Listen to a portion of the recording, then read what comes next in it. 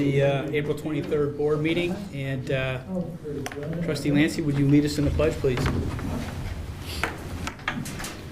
I pledge allegiance to the flag of the United States of America and to the republic for which it stands, one nation, under God, indivisible, with liberty and justice for all. All right, first up this evening, we have the Honorable Thomas DeSalvo, and he will be administering the oath of office to Trustee Judy Lancy and Trustee Al Belkane. Ladies first, I presume? Yeah, we'll do ladies first. You want me to go then? Jerry. We can't do it together. You have someone to hold the Bible for you, or? You hold it and then I'll... Okay, why don't you come around here so they can see? Can you see them okay from there? Okay. All right. Why don't you stand right here? Let's do it so that they can see on TV there. Okay. All right. Put your left hand on the Bible. You're going to hold the Bible for it. Okay. Left hand on the Bible. Raise your right hand. Okay. All right. Beautiful. Judy, please repeat after me. I, Judy Lancy, I, Judy Lancy, do solemnly swear do solemnly swear that I will support the Constitution of the United States, I'll support the Constitution of the United States, the Constitution of the State of New York, the Constitution of the State of New York, and the ordinances and local laws of the Village of Webster, and the ordinances and local laws of the Village of Webster, and I will faithfully discharge the duties and I'll faithfully discharge the duties of the office of trustee of the office of trustee for the Village of Webster for the Village of Webster according to the best of my ability, according to the best of my ability, so help me God. so help me God. Very good. Congratulations. Thank you. Good job. Thank you. Okay. All right, now if you place your left hand on the Bible and raise your right hand, and please repeat after me.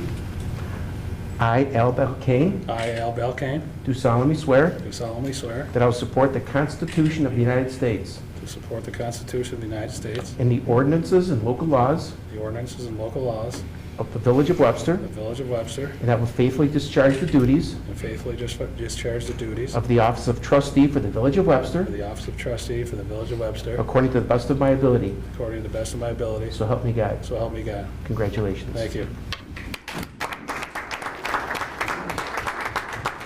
Thank you, John. And I have copies of your Oh, good. oath. Thank you. Okay. so- Thank you. My pleasure. Good. Congratulations. Thanks again. Appreciate it. Pleasure.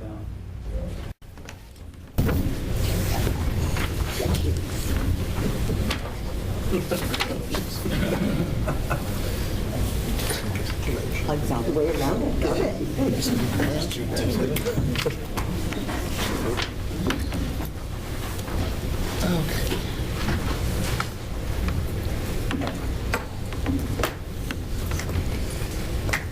All right, next we have a proclamation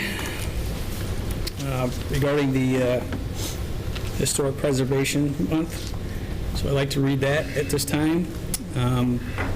Historic preservation is an effective tool for managing growth, revitalizing neighborhoods, fostering local pride, and maintaining community character while enhancing livability. And whereas historic preservation is relevant for communities across the nation, both urban and rural, and for Americans of all ages, all walks of life, and all ethnic backgrounds.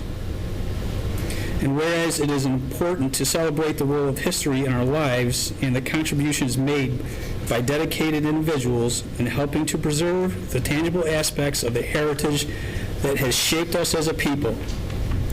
And whereas this place matters is the theme for National Preservation Month 2015, co-sponsored by the Webster Museum and Historical Society in Webster, New York, and the National Trust for Historic Preservation.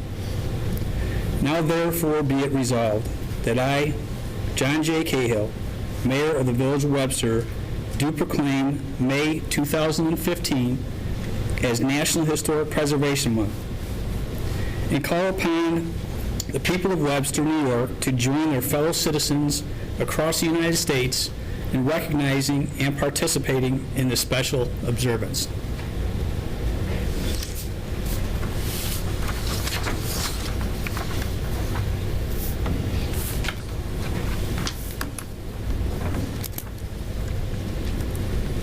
So at this time, we'll open up the public comments portion of the meeting. You just please give us your name and address.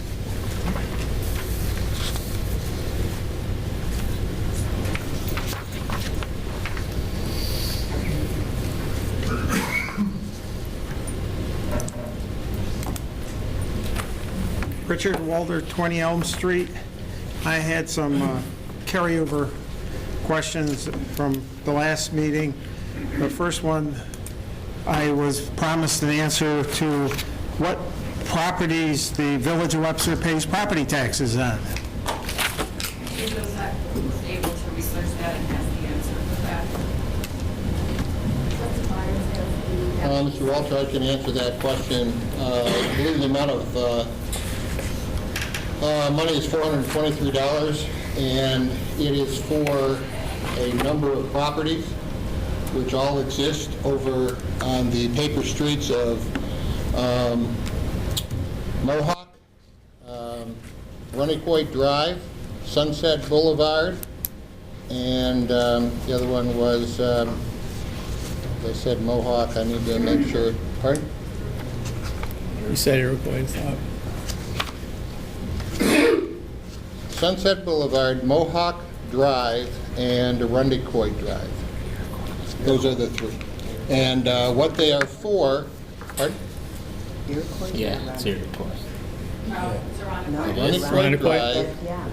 yes, Runnyquoit Drive, Sunset Boulevard, and the other one that I said was Mohawk Drive. And they are state mandates, Medicaid program tax, other HS mandates, public safety mandates. They have been in existence. This record goes back to 2002, and they continue on back from there. They are the small little individual properties that are over there that some private individuals own, that the county owns, and that the Village of Webster owns. This is at, The Wellfields. It is at the well field, but they did not commence anytime recently. oh, I just was questioning that line item on the budget. Thank you. Yep. My next comment was what I brought up at the last meeting retaining to the budget, was the raise for the board, including the mayor. In my opinion, as I stated at the last meeting, and since the budget hasn't been approved yet, I want to state it at this meeting, that the board received a very large wage increase when they did away with the water department. The water department represented, I believe, somewhere approximately 1/3 of the wage of the board came from the water department. When this board took office 2 years ago, they immediately, one of the first actions they took was to switch the wage they received from the water department to out of the general village fund. Receiving that as a raise, in my opinion, because they no longer have a water department, so why is the wage so high? This doesn't require an answer. I just would like to recommend that this board does not pass that budget with that in there. They pass the budget without the raise for the board, because having received a 30-some% raise a couple years ago, I think that's pretty good. You gave up all the responsibility of the water department, providing us with clean, fresh, drinkable water. Now some of us have water that we cannot digest because we have switched to the non-digestible county water. So I would like to urge the budget not be passed with that raise in it. Also,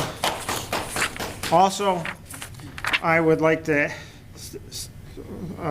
line in the budget that says that we're going to be transferring $195,000 into reserves, when the mayor has been stating for the last several months that we're going to be spending down reserves. Is this the shell game? We set up these new reserves and going to take funds out of them so we can put money into the reserve in the budget to make the budget look good. Thank you.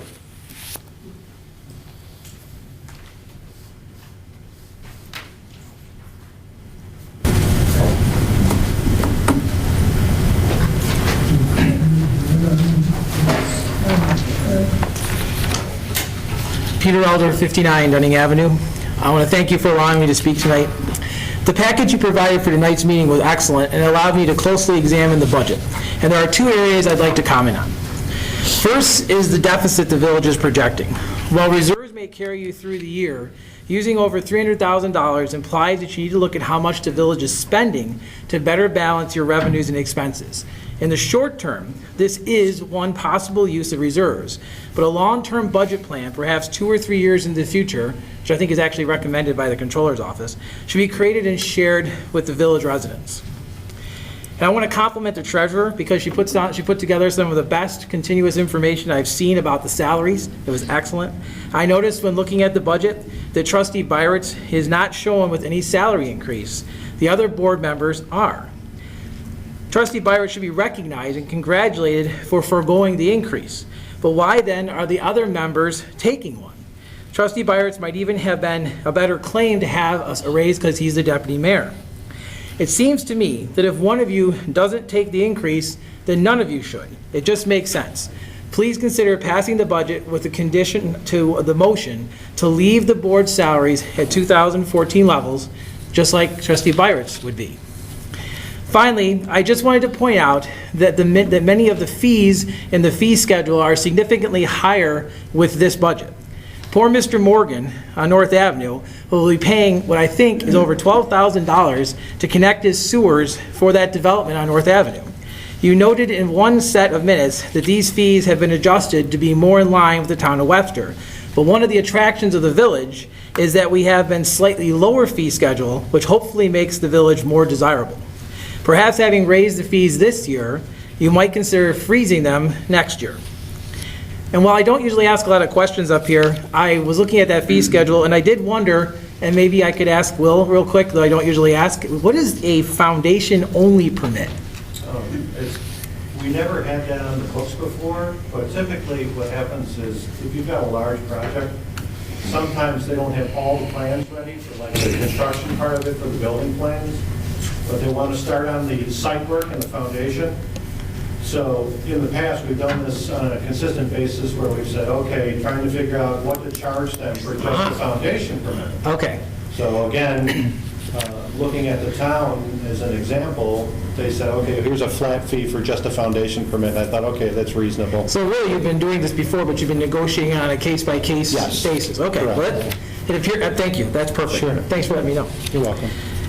So again, just to summarize, I would just ask you to consider amending the budget to keep the board salaries at 2014 levels. And thank you.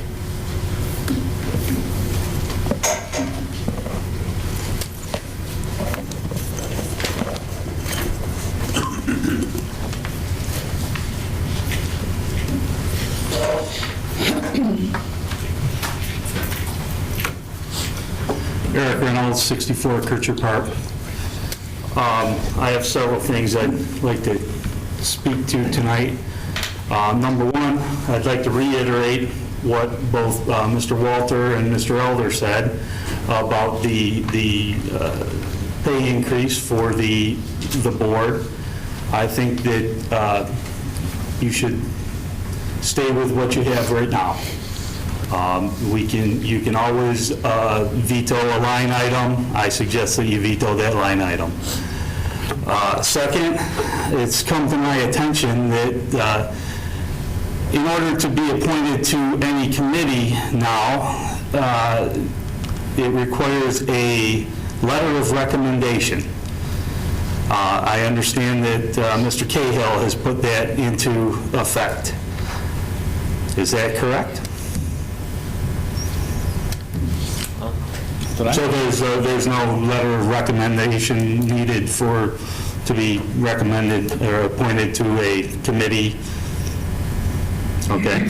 I've asked several times to be recommended to the Parks Committee.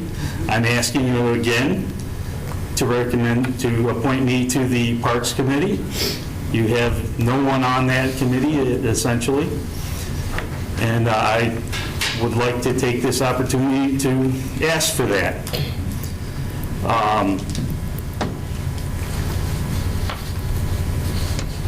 I think that covers. One other thing.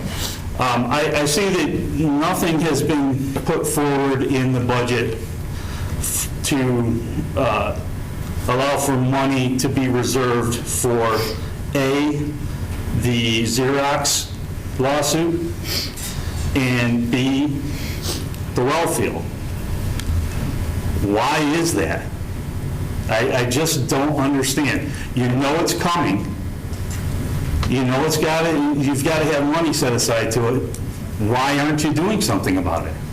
This is ridiculous. Thank you.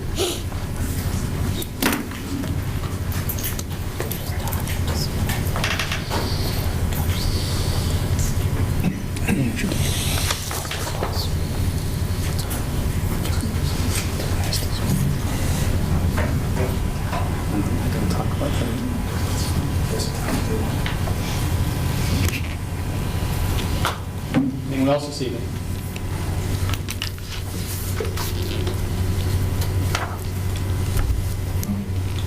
I'd appreciate it.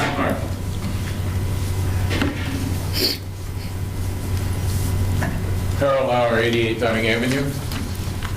I have some pretty good news for everyone tonight, and that is a little history first. We've been working for almost 10 years to try to find a solution to the saving the depot, the baggage depot project. And tonight, I would like to announce that beginning Monday morning, there's a team that's been contracted with by Morgan Management to come in and disassemble the baggage depot, the freight depot, catalog it, and put it on trailers for storage on the Village of Webster property. I'm not going to tell you where that is, but it is owned by the village, and we're very happy to come to this solution after such a long period of time. We haven't found a site to reassemble it. However, we're working very, very hard to try to find a site, either maybe from Xerox Corporation down there by Donovan Street, or someone that's willing to donate some property to us in our local area, in the village area, or even in the town, if we can do that. So I would like to say thanks to all that have helped over all these many years to find a solution to not demolishing the freight depot. So the Preservation Commission will keep everybody updated on what's happening, and it'll be in the paper and in the Webster Herald. And I also might add that on May 15th at 1:30 in the afternoon, we will be dedicating the old Robb Cemetery on East Main Street. There's going to be a ceremony there, and some of the politicians will be there, and whoever else would like to come is certainly welcome to enjoy the show. So, thank you. Well, on behalf of the village and the board, I just wanted to thank yourself and Bill Ruoff for the countless hours that you have put in, especially, I would say, since last June, in coming up with a resolution to the baggage depot.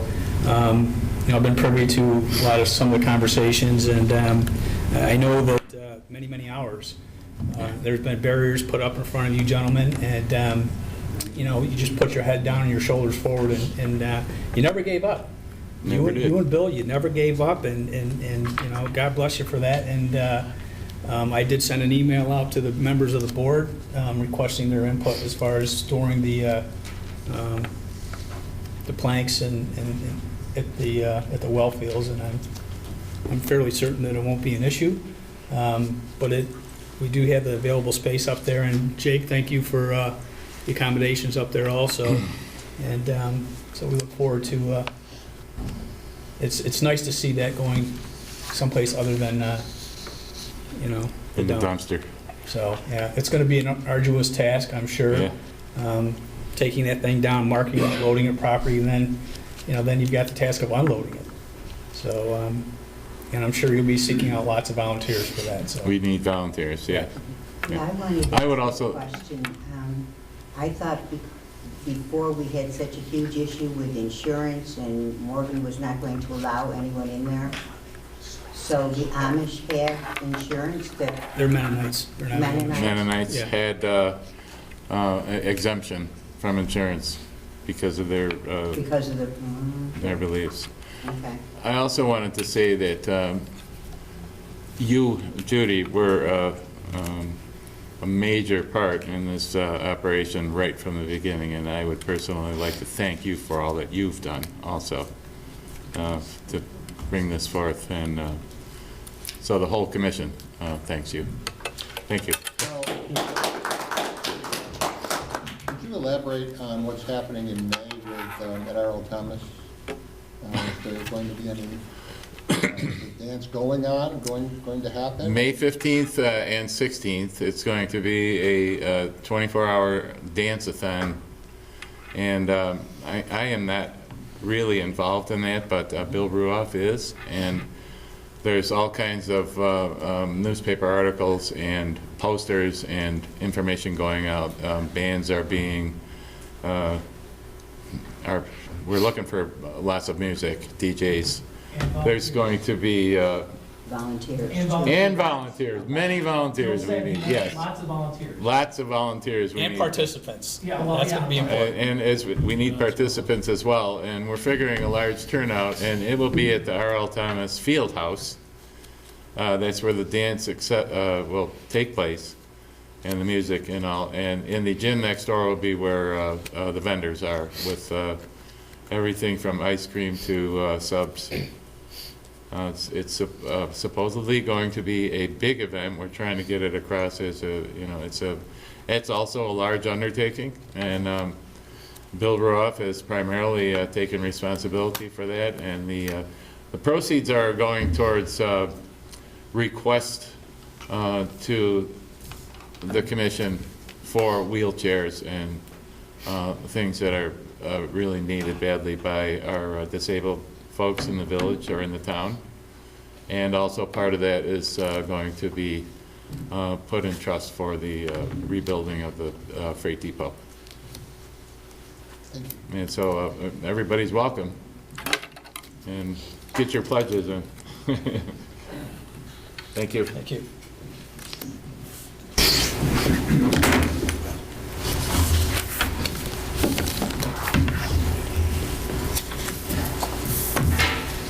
All right, if there's no further comments, we'll move right into board business.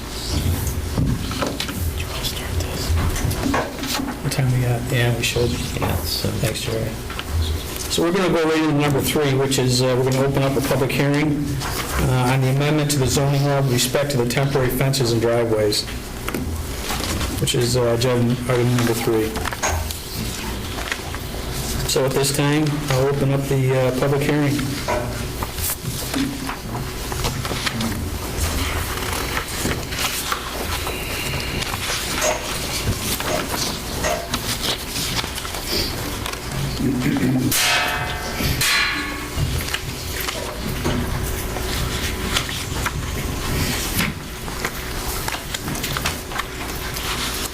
Eric Reynolds, 64 Kircher Park. So if we could get a little bit of an explanation as to what this zoning change is going to affect and how it's going to affect the residents of the village of Webster. I'm not very familiar with it, and I don't think anyone else is. So if someone could speak to that? Sure. I think we've talked about it at a workshop. We talked about it at a board meeting. I'm going to defer to Will, if that's okay? That's great. Is that all right with you, Will? Oh, sure, that's fine.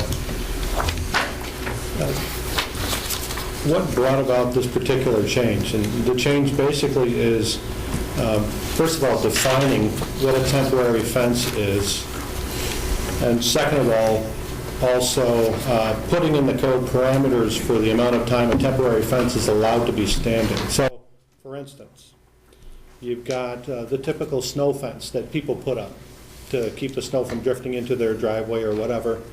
Well, we put a parameter on that for, I can't remember what the dates were, but reasonable dates for when a snow fence could be up. Today is an exception apparently because it snowed in the middle. Well, there's not enough snow to drift. October 1st to April 1st. Yeah. The reason we did this is because we don't want temporary fences to become permanent fences. Sure. And because we didn't have anything in our code to give us a little teeth in that area, we put it in there so that someone couldn't argue with the village that, well, no, this is a permanent fence. This is the fence I put up. And the whole point is to keep the beauty of the village beautiful. And so that's the main point behind temporary fences.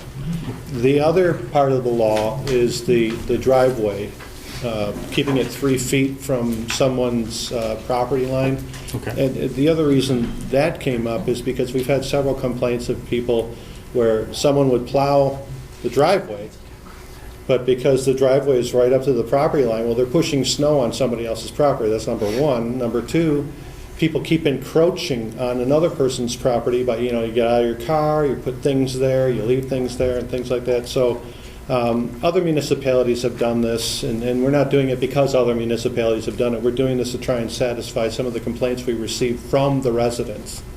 Sure. So the temporary fences are only allowed during the winter months, or is there a time frame for, so say I want to put up a temporary privacy fence during the summer because my wife likes to lay out in the sun and doesn't like people looking at her.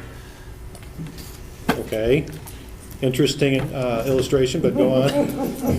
That might be a special event. Sorry. I'll let you know. She is a black belt, so. But, so, that, I mean, I'm just trying to illustrate that there's other, Oh, absolutely, absolutely. And like I said, what the code will do, it'll allow us to actually come to the table and talk about these things. Because we talked about, well, what if someone puts in a garden and they put a fence around that? The law isn't technically designed for that, right. Something like that, we know that. But the main thing is event fencing, snow fence, I can't remember what the other category might be. Oh, construction fencing, things like that. So we just want to try and get a hold of something that has the capability of getting out of control. Because otherwise, you have to comply, and correct me if I'm wrong, Will, but it's my understanding that barring such language that we've added, any fence would be considered a permanent fence and would be subject to a permit and a fee. So we added this language to address those non-permanent fences, while at the same time not requiring a person to come That's in correct. and file for a permit, pay the money, because I just think that's overburdensome and quite I frankly agree with you, and I wanted to bring that up so that people understand that that's what you're trying to do, and that it is actually a benefit to the residents to go through with this. Thank you. Thank you. There's actually a time limit also on construction and event fencing. They shall be allowed during the length of the project or the event. So when it's over, they come down. Yeah. Or Will goes out with the rollers, right? The yellow bubble roller thing on your top of your truck. Yeah.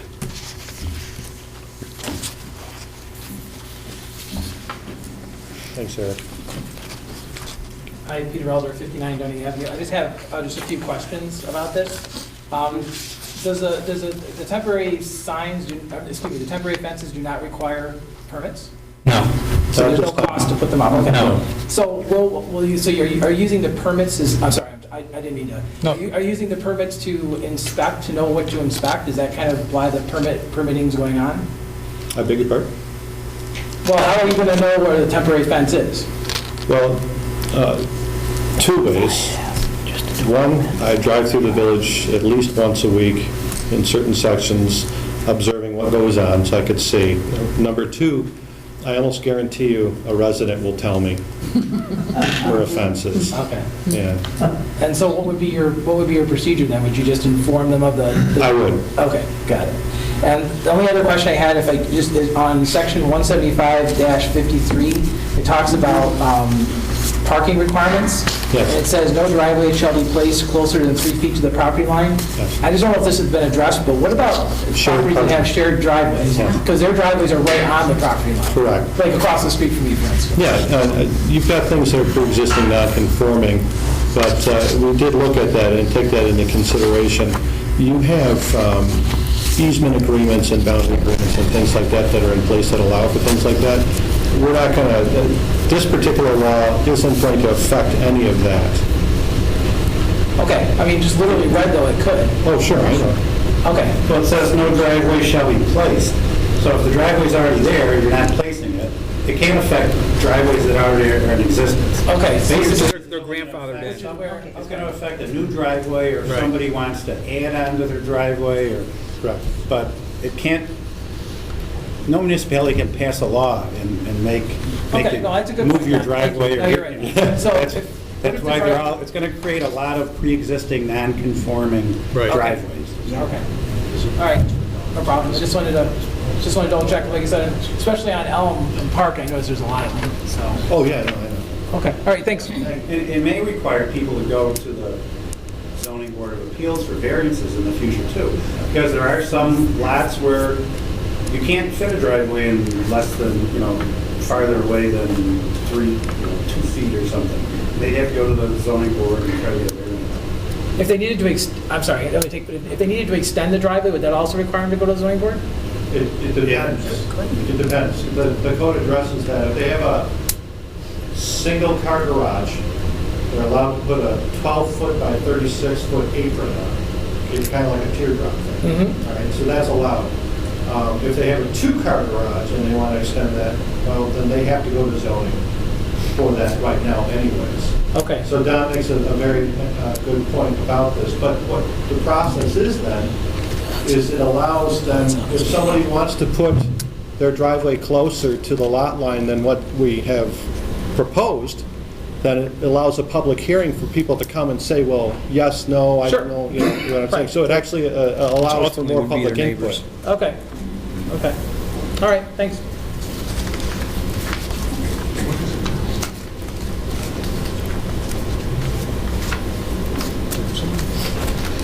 Would anyone else like to be heard this evening regarding the amendment to the zoning law?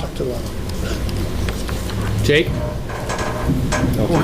I just have a quick, following up on 17553, and I think we asked for a while, but I just wanted some clarity for my own mind that one portion of the code directs that RVs and boats and seasonal use items can't be left in the front of the house, but should be placed behind the front line of the house. Very often people will get something, will they still be allowed to do that under this? They can get a little temporary driveway or a spot they park that next to the, Historically, we have. but they just might have to go to zoning now if there's not enough room. Well, if they're putting asphalt or something like that, though, but I guess stone would be considered part of the driveway. It's a drive, I think it's defined, I think it's a Yep. drive, so, okay.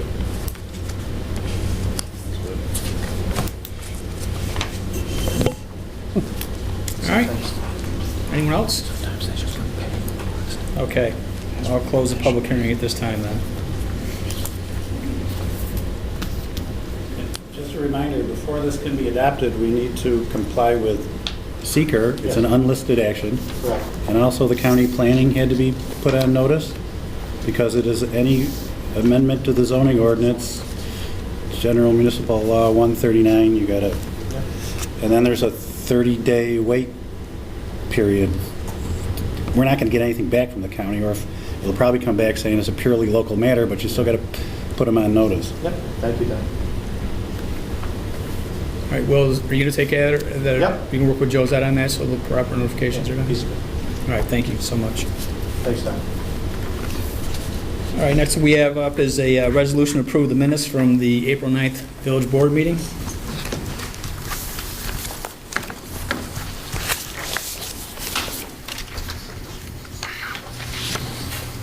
Questions, anyone?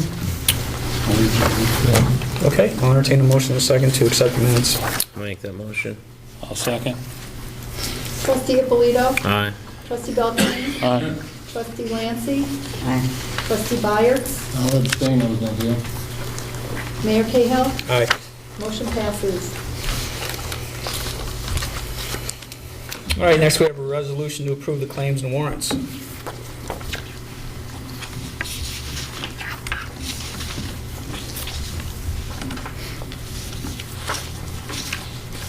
We have questions on the bills? Yeah, I got a quick one. That $7,000 bill to Bolter, remove, transport, install. Yes, it was for the clarifier, the gearbox, the gear drive on the clarifier, or secondary clarifier at the sewage treatment plant. It's, rather than getting a new one, and it was about $60,000. They're removing it. We're taking it down to Canastota, looking at getting it rebuilt, and then they're going to reinstall it, and it's saving us, I want to say about at least $20,000. Okay. From your original quote, right? From the original quote. So hopefully, Amazing. Makes sense. I think gearbox, you know, really could be seals, as long as there's not a bunch of ground up metal in there. Seals that can go bad, so that's what we're keeping our fingers crossed and definitely trying that. It was quite the task, by the way. Yeah, it was something I wouldn't want. Kevin tried to lift it out himself. Not big enough guns. Kevin, we'll get you some help there. Any other questions on the bills? All right, I'll entertain a motion and a second to approve the claims and warrants at this time then. I'll make that motion. I'll second it. Trustee Byers? Aye. Trustee Lancy? Aye. Trustee Belkane? Aye. Trustee Abolito? Aye. Mayor Cahill? Aye. Motion passes.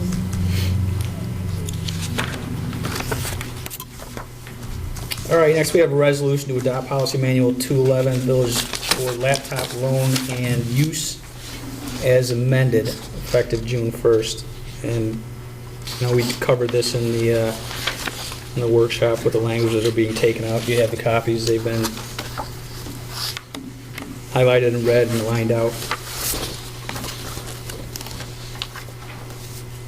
So Carol will still, like, if I have a problem at home, I had all kinds of problems with this one. She is still going to be able to repair or look at or... I don't know that she can really come to your house. It's something she could do over the phone, but, Yeah, that's what You know. we've been doing, or I bring it yeah. in. Because I know you got locked out the other night or something. Again, yeah, no, it's Yeah. happening. Once you put your password in there more than 3 times, you're done. No, I mean, it was That's what right from the happened to very me. get-go, when I can't, like, I can't put it in, put my name in the Village of Right. Webster, it doesn't accept that, it only accepts my name. And I have no idea why. That's happened to me before as well. Then I just wait, come back hours later and it works again. It's like someone's in. Yeah, anything over the phone that she can do that, or you Okay, can bring your that's all I laptop want. in. Yeah. But, Okay. yeah, we can't, well, it pretty much spells it out. What we're changing. Yeah. Right. Any other questions?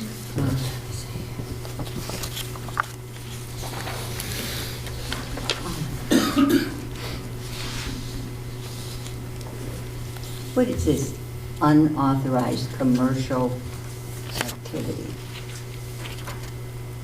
Give me an example, I don't, I would imagine one of the websites that are not village-related. oh, you mean Village going out business to related. other than village business? Right. Okay, anything, all right. I presume, Josette, do you know any more than Plus, that? they were limited to designated terminals. and Right. I don't know if we had any designated terminals. We didn't, What if, exactly. this one here, what if a village employee, I mean, I'm fine, I'm sure everybody else is, what if they don't have Wi-Fi at home? We won't pay for a router for that individual, basically, is that what it's, I Yeah. mean, most people have it now, but I'm just Yeah, saying, no. maybe in the future, or, okay. You know, certain things will provide the laptop, but, you know, routers are not that expensive, so you need to provide that sort of thing.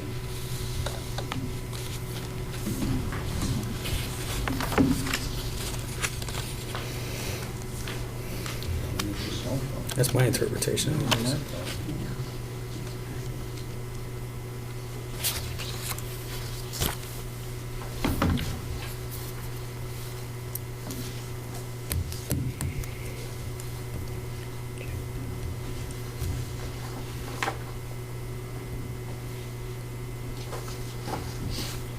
Anything else, Judy? Well, clarification on the information forwarded. Is the first time that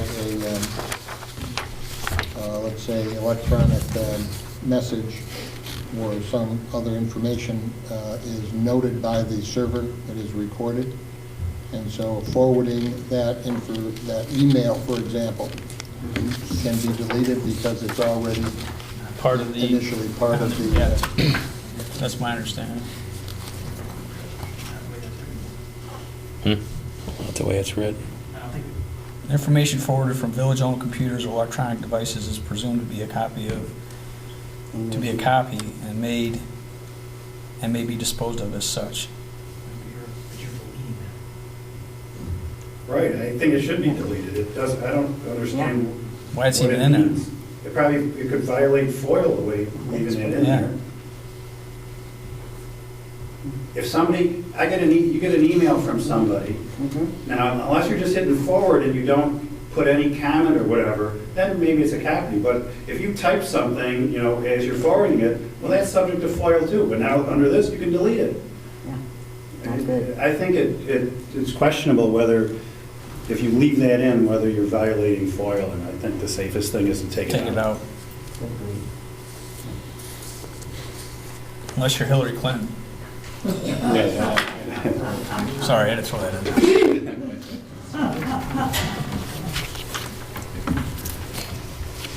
I don't think you can presume that anything that gets forwarded is a copy. No, you can't. I don't know about that. If you're forwarding something that was somewhere else first. Because once it hits your computer, that's it. Once it hits a municipal computer. Yeah, when it hits it your should be- computer, If it comes to my computer, it's better, Let's say on a You know what I mean? Sunday, Once it's forwarded. I get this email no, from not once it hits my comptroller's computer. office, which Okay. apparently every public official must get. On And your- I on delete your that. end, but not on mine. Because when it hits my computer, it's in the database. If and you it's deleted essentially it, sure. subject to You forward. didn't forward it to anybody, you deleted it. Just deleted it. If you then, though, forwarded it to somebody, theoretically, that could be subject to FOIL. Yeah. Somebody could want to know, well, who had access to this, whatever the information is. Simply by you receiving it and then sending it to somebody on, if you presume it's a copy, you can arguably say, oh, I never got it, because you've deleted any record of it under the existing policy. Right, I don't think that's right. I agree. But if you get an email and delete it, then obviously you can delete anything you want, and that's okay. This didn't deal with that though. This dealt with forwarding. Forwarding. Yeah. How is that okay? What? Not to interrupt you, but how would that be okay? That you could receive an email on a village-owned laptop and then delete it? Excuse me, if you guys want to have Well, that discussion afterwards, that's fine, but I'd rather not do that right now, if you don't mind. I concur with what you're saying, Don. I don't think it should be in there.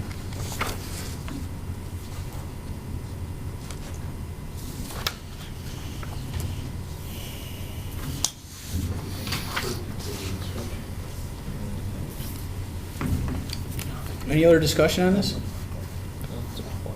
All right, I'll entertain a motion in a second to adopt this policy manual as written and amended. D, right? Including D. Okay. Yeah. Including D. Okay. Mr. Reynolds, please.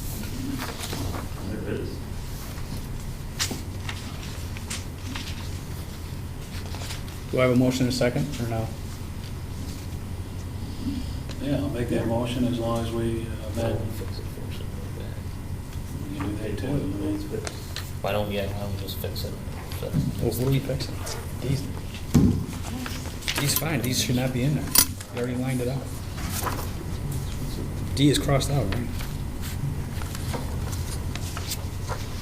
Yeah, the proposed amendment is to delete the stuff that's got the line through it. Right.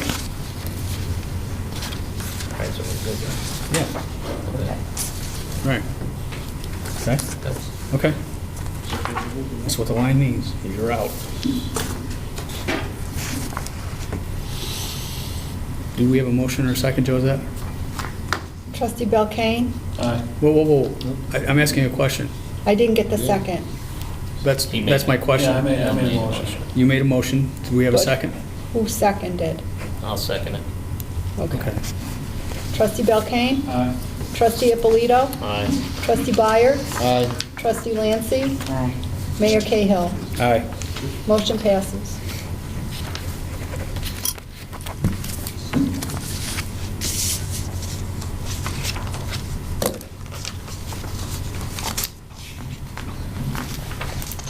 All right, next we have a resolution to adopt policy 5-5, the credit card policy, as amended effective June 1st, and you will see in red, we did clarify the language a little bit. And this addresses charge accounts, and it also takes into consideration the CSEA contract, which allows for an additional pair of boots or safety shoes may be purchased by the employee at the employee's expense through a Village of Webster payroll deduction. And also included in this language that the employee will be responsible for paying the tax on the additional pair of boot safety shoes should they so desire to exercise this provision of the contract.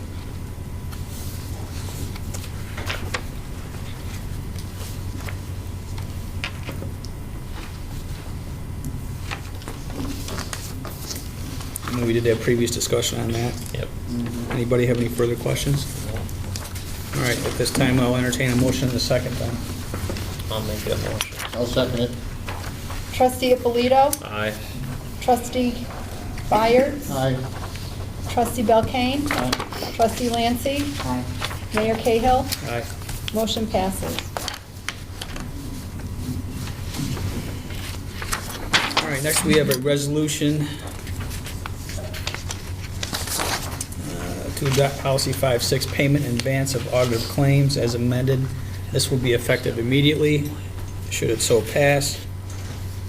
I'll read down through this. It says, whereas section 5-6 of the Village of Webster Policy Manual presently provides that bills or claims for public utilities, services, postages, freight and express charges, and passport services may be paid in advance of the audit of claims at regular meetings of the Board of Trustees, and whereas they are presently certain Village of Webster credit card and store charge accounts that require payment before a regular village board meeting, and in order to avoid late fees and interest charges, whereas all of these claims shall also be presented at a regular board meeting of the Village Board of Trustees for audit, and whereas the claimant and officer incurring or approving the same shall be jointly and severably liable for any amount disallowed by the Board of Trustees. Now therefore be resolved, section 5-6 of the policy manual of the Village of Webster shall be amended to provide that the Board of Trustees authorizes payment in advance of audit of claims for credit cards, charge accounts, public utility services, postage, freight, and express charges, and passport services. All such claims shall be presented at the next regular board meeting of the Board of Trustees for audit. The claimant or officer or employee incurring or approving the same shall be jointly and severably liable for any amount disallowed by the Board of Trustees after audit. I think it's pretty straightforward. And I want to thank you, Christina, for bringing that to the board's attention. Obviously, we've been paying late fees for a number of years, so it's just a procedural matter to save some money. So I'll entertain a motion in a second. I'll make that motion. I'll second. Trustee Byers? Aye. Trustee Lancy? Aye. Trustee Belkane? Trustee Ippolito? Aye. Mayor Cahill? Aye. Motion passes.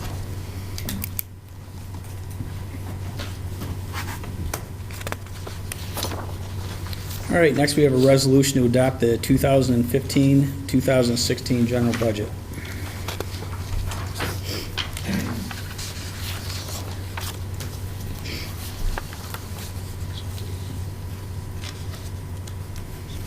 Questions?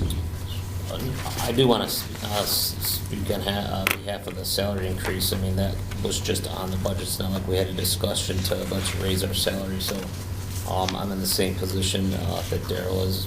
I completely agree, $8 is not worth, Yeah, I don't need an increase. So how would you feel? Sure. yeah. You also have the option, even though there's a 1.5% increase, and you know, we've had a number of meetings regarding the budget that, you know, that opportunity was to bring up. You do have an opportunity not to take the increase, but the increase would be in there, and any supplemental monies in that line would go back to the unassigned reserves, correct? And for a number of years, and I believe I did the analysis last year, and if you took just the cost of living increase over the last 20 years, the village trustees should be making approximately $14,000, and the village mayor should be making $20,000, taking into consideration that. With respect to the 25%, the alleged 25% pay increase that we apparently took when we got rid of the water department, that was through accounting. It was done the same as when in 2005, either 2005 and 2006, the Board of Trustees were also fire commissioners. And at that time, the fire department separated from the village. 25% of the village trustees and the mayor's pay at that time came out of that provision. So when just let me finish. I don't need to be interrupted, please, okay? Please tell the whole story. If you're going to constantly interrupt Mr. Reynolds, I would greatly appreciate it if we go outside. Tell the truth and tell his whole story. That's all. If he can't be quiet, I'm going to ask him to leave with the board's consent, okay? All right?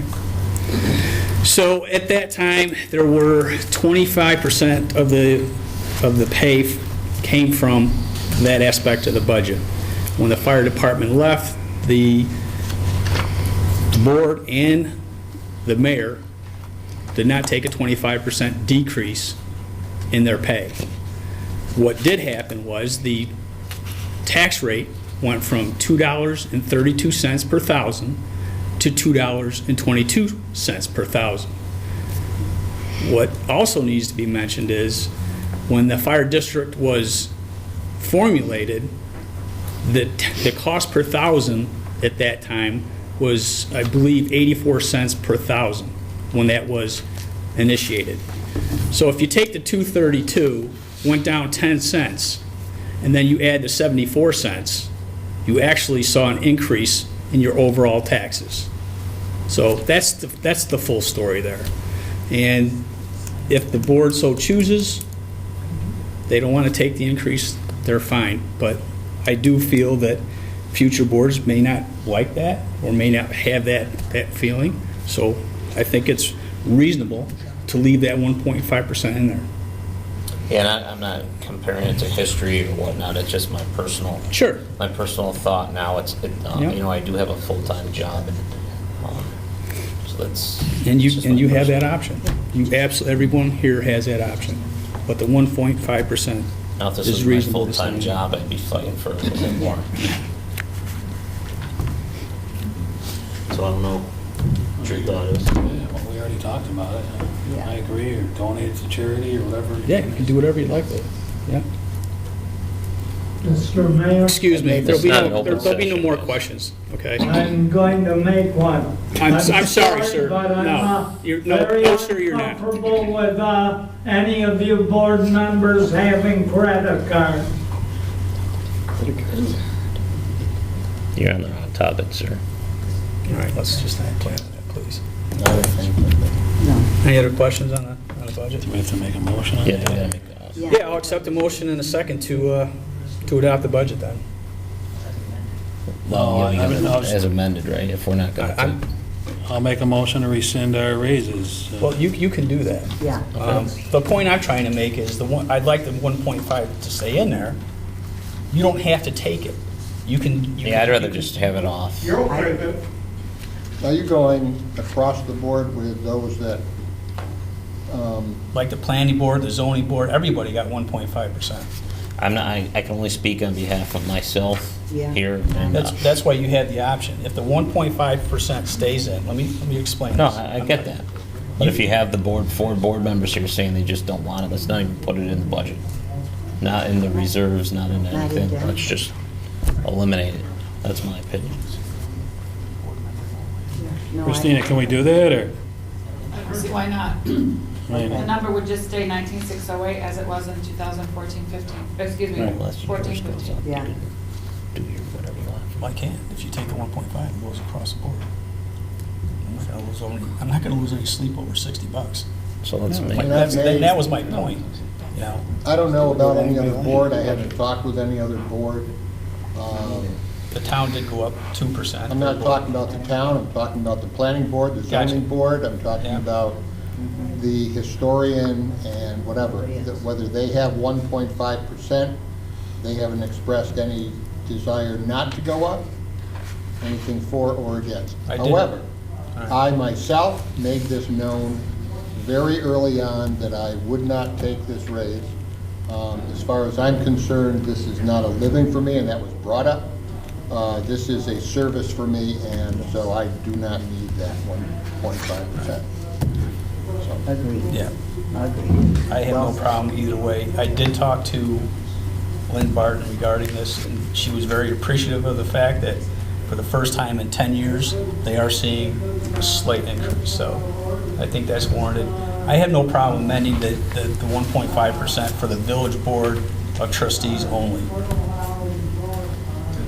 If you guys are in favor of that. Where's he going? And I don't have, those are appointed positions, and I don't know, this is elected, and so I personally don't approve of the 1.5%. Sure. Yep. Agreed. So, Make a motion. entertain a motion and a second to adopt the village board, given the amendment for the village board of trustees, that no increase. I'll make that motion. I'll second. Trustee Ippolito? Aye. Trustee Belkane? Aye. Trustee Byers? Aye. Trustee Lancy? Aye. Mayor Cahill? Aye. Motion passes.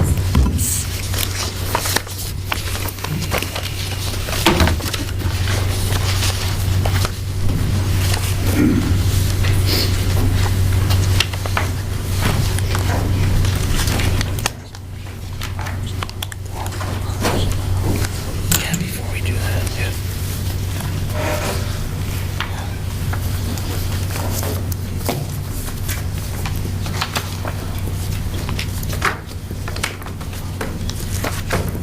I'd All like right. to make a, excuse me, I'd like to make a motion to appoint Pam Elder and Eric Reynolds to the Parks Committee.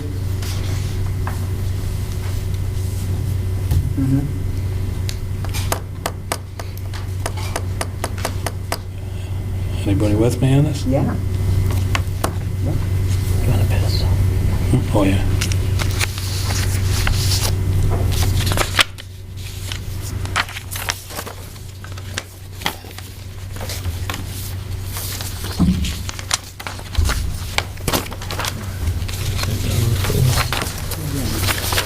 I think that's it. That's it. So what is this, a resume? Yeah, just some of our history there, in case anybody was interested. Did everyone get a note from Pam Stewart? Yeah, it's on there if you. Okay. Oh, I only got one half of it. Thank you. Okay.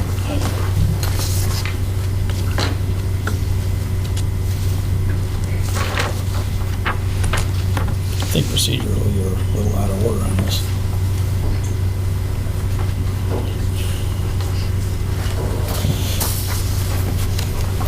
Well, according to, I believe it's New York State Village law, it's the mayor's function to appoint people to specific boards. And at this time, I cannot appoint Pam Elder or Eric Reynolds to either one of these boards. which is not to say that, the current board, the board that we're going to vote on this evening, if they want to attend some meetings and see if there's some cohesiveness there, I would entertain that at a later date. I have my serious reservations about these two individuals based on some the past year, and also as a result of some actions that were taken contrary to what I would say is respectful conduct at the recent election. So I will not put their names forward at this time, as I'm obligated to do by law. So, Don? What are we doing now? He's looking it up. Actually, I'm not so sure the powers of the mayor extends to those board appointments.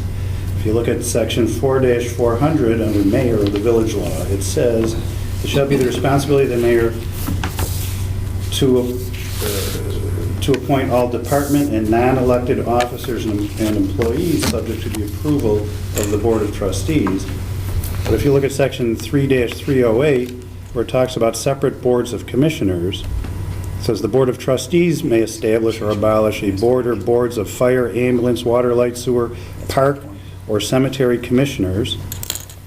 And then it says, under paragraph subsection 3, the Board of Trustees shall establish the composition, powers, duties, and responsibilities of each Board of Commissioners.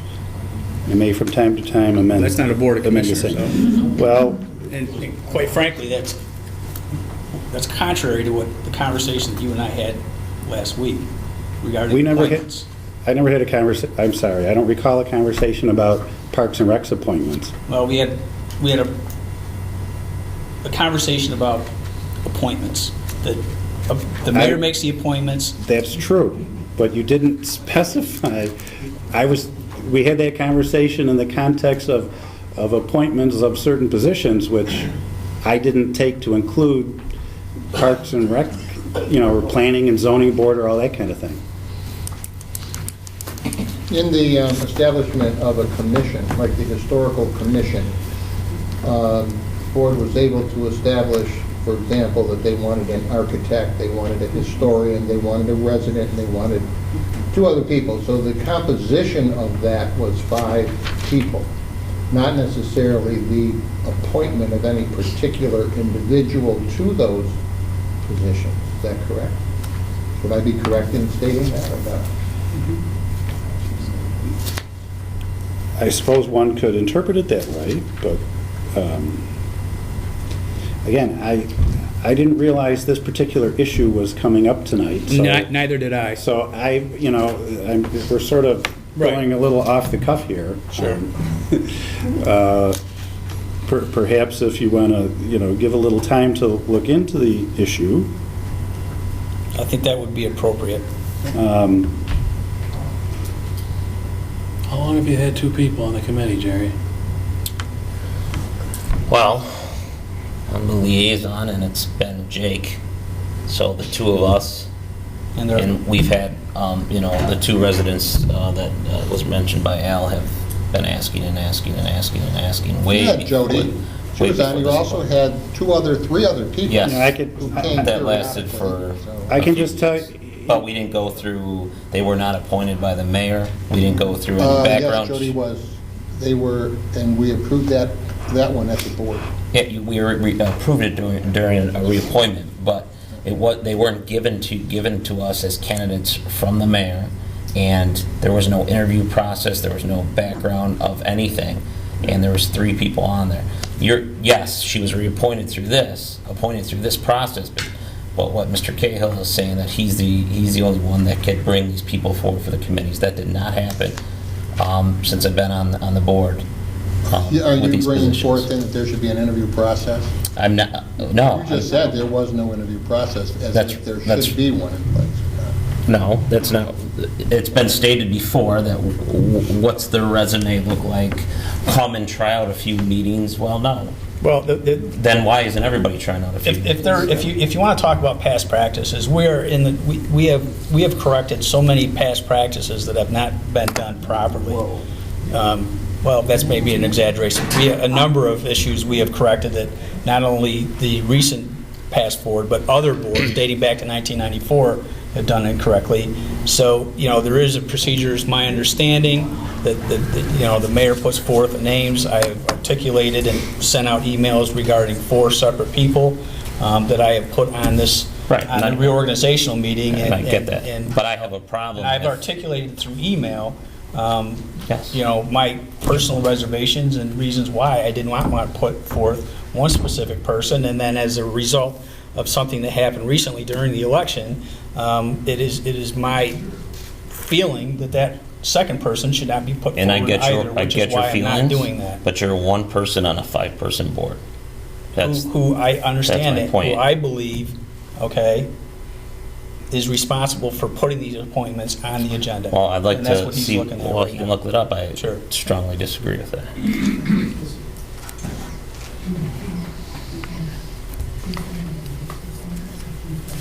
There is an annotation to a 1979 opinion of the state controller that says, and this is just obviously a little summary, the village board of trustees, and not the village mayor, subject to the board's approval, appoints members of the village recreation commission.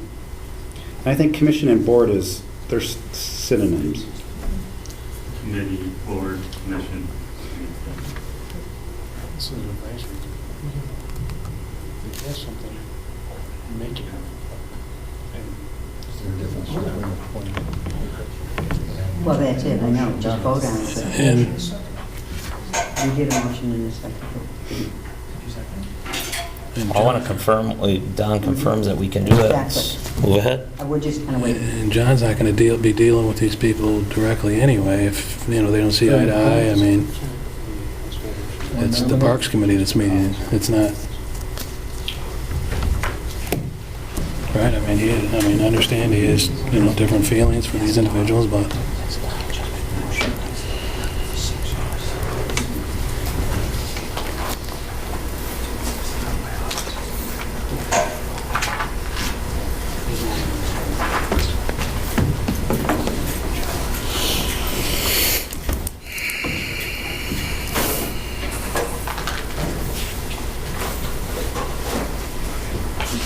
We could do this like at the next meeting. We don't have to do this now and take up all this airtime. Which would be the more appropriate thing to do. You can table it and let Don do his Is it in the research. village code? Because, rather than just spring this on us at a meeting, I feel it'd be, more appropriate, if that's what you wanted to do. Well, you bring to it let on him to let him do that. You're reappointing people now, so I wouldn't be inappropriate. Because that would allow It's not that you John can't or appoint Don to a do person the research to ensure that this is the appropriate thing to do. But That's it's not that we why. haven't asked you before this was And put together. And it's not like I didn't explain my reasons why I know no. your Okay? reasons, but there's 4. But and the fact that it's my understanding, based upon what I read, okay, that the mayor makes the appointments and it's confirmed or denied by the board. That was my interpretation, okay? And I didn't hear any communication back and forth from anybody on this board that this was gonna happen today, because we could have forwarded that information to Don ahead of time to say, Don, it's our feeling that this is the way it should be. I don't know if you even did any legal research on this, but that's why we had an attorney, and he could have done that ahead of time, so we're not sitting here, taking up this time right now. So, it's the Parks Committee. I understand, I'm talking procedurally. It's not but rocket that's- science, that's- I mean. Well, it procedurally, it needs to be done properly, in my opinion. That's all I'm saying. These So, poor guys have been I mean, if by he- themselves on this Parks Committee for Yeah. ages. It's Yeah. about time we appointed some people to help them out. And we do, we have 4 that are up for appointment right now. From who? What? It's right on the agenda. I've sent email after email out about this. Yeah. These 2 individuals have been asking for months, Years. A year. years, Yeah. whatever. I mean, No. Well, Jake was going to go down and get the resolution that established the Parks and Recreation Committee or Board, because perhaps that resolution talks about the appointments.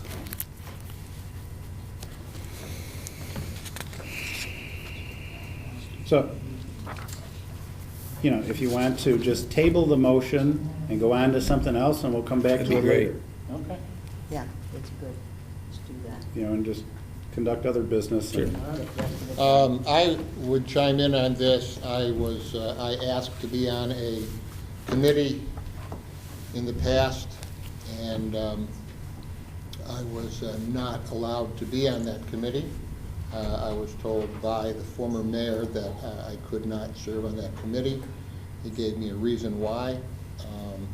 At that particular point, he and I had a conversation, and I talked with him about it, and for the thing that we had an issue about, we came to a conclusion on that, and part of that was an apology from me, not only to him, but to an affected person. And so there have been some things that I personally, sitting up here listening, I have some reservations about at least one of the candidates whom have been put forth, and it has affected me, and so And I I'm using past. respect that you have your opinion. Absolutely. But you gotta My remember, opinion. there's And if other we want to people. table this, it's not that we cannot make an appointment at the next meeting. We can have a discussion about it. I think that's more than reasonable. Well, when Jay comes back, we might be able to pull it off tonight. So I don't know. How many, again, I don't have the resolution, and how many members are there supposed to be on the Parks and Recreation Commission? I believe it's I thought 5. it was A total of 5? Yep. And how many are on it? How many are on now? Well, I'm not. Actually, there's 4 up to be voted on tonight on the organizational meeting. There So- are none. You are a liaison, which is not part of the Yeah, committee. that's what I said, Jake and is Jake just department. Yes, so There are there none. currently Yeah, is there's none. nobody. Currently. Right. All right, And then but- John has it put on 4 for tonight. But wait, so how many members are there supposed to be if it's a full board? 5 And there's 0 to now? Right. Got it. So there's 5 open spots? Right. Okay, that was Been my like that question. for a while. So you've got 4, you have 4 in the organizational meeting, and there were 2 others, so out of the 5, you got 6 candidates, Correct. right? Correct. All right, well, why don't we table this for right now? And- Yeah, we've already said it. Okay. Let's go on. We'll wait All till right. Jay gets back. So the first we have up is the reappointment of Darrell Byerts as deputy mayor. Motion to table that? Vote? Yeah, I have a motion and a second to table that. I'll make that motion. Trustee Ippolito? Aye. Trustee Belkane? Aye. Trustee Byers? Aye. Trustee Lancy? Aye. Mayor Cahill? Aye. Motion passes. All right, next is a reappointment of Darrell Byers as deputy mayor to act as mayor when the mayor cannot fulfill his duties. So I entertain a motion and a second. Yeah. Just, Do I have a motion? I'll make a motion. Yeah, I'll second it. Trustee Belkane? Aye. Trustee Lancy? Aye. Trustee Ippolito? Aye.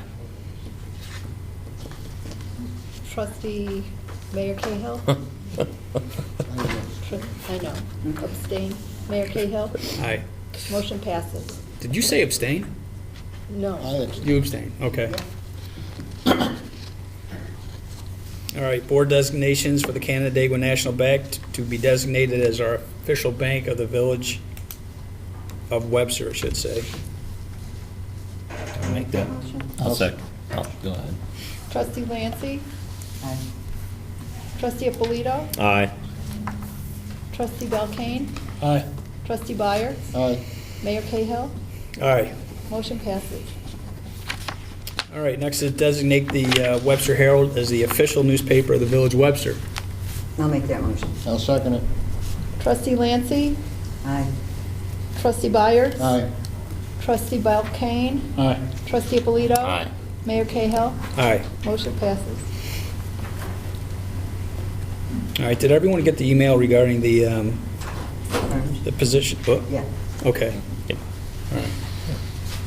So that also goes for the deputy treasurer. Okay. Change that. Change it. What? Are we looking at changing that? Oh, yeah. All right, reappoint Josette Amalfi as village clerk to a term of 2 years ending May 31st, 2017. I'll make that motion. I'll second it. Trustee Ippolito? Aye. Trustee Byers? Trustee Belkane? Aye. Trustee Lancy? Mayor Cahill? Abstain. Reappoint Josette Amalfi as deputy treasurer for a term of 1 year ending May 31st, 2016. I'll make that motion. I'll second it. Trustee Byers? Aye. Trustee Lancy? Aye. Trustee Belkane? Aye. Trustee Ippolito? Aye. Mayor Cahill? Abstain.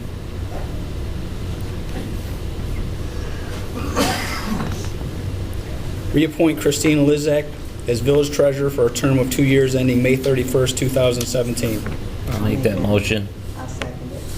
Trustee Ippolito? Aye. Trustee Lancy? Aye. Trustee Belkane? Aye. Trustee Byers? Aye. Mayor Cahill? Aye. Reappoint Carol Morantz to deputy clerk, IT administration for a term of 1 year ending May 31st, 2016. I'll make that motion. Second it. Trustee Belkane? Aye. Trustee Byers? Aye. Trustee Ippolito? Aye. Trustee Lancy? Aye. Mayor Cahill? Aye. Reappoint Don White as village attorney for a period of 1 year and authorize Mayor Cahill to sign the retainer agreement with Davis and Fink for a period ending March 31st, 2016. I'll make that motion. I'll second. Trustee Lancy? Aye. Trustee Belkane? Aye. Trustee Ippolito? Aye. Trustee Byers? Aye. Mayor Cahill? Aye. Motion passes. Reappoint David Mayer, deputy village attorney for a term of 1 year ending May 31st, 2016 at a compensation rate of $3,756 with the duties described in the deputy village attorney job description. I'll make that motion. I'll second it. Trustee Lancy? Aye. Trustee Byers? Aye. Trustee Belkane? Aye. Trustee Ippolito? Aye. Mayor Cahill? Aye. Motion passes. Appoint Josette Amalfi as sub-registrar of vital statistics for a term of 2 years ending May 31st, 2017. I'll make that motion. I'll second it. Trustee Lancy? Aye. Trustee Ippolito? Aye. Trustee Belkane? Aye. Trustee Byers? Aye. Mayor Cahill? Abstain.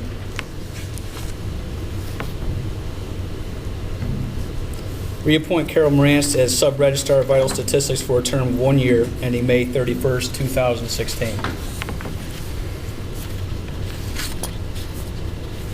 I'll make that motion.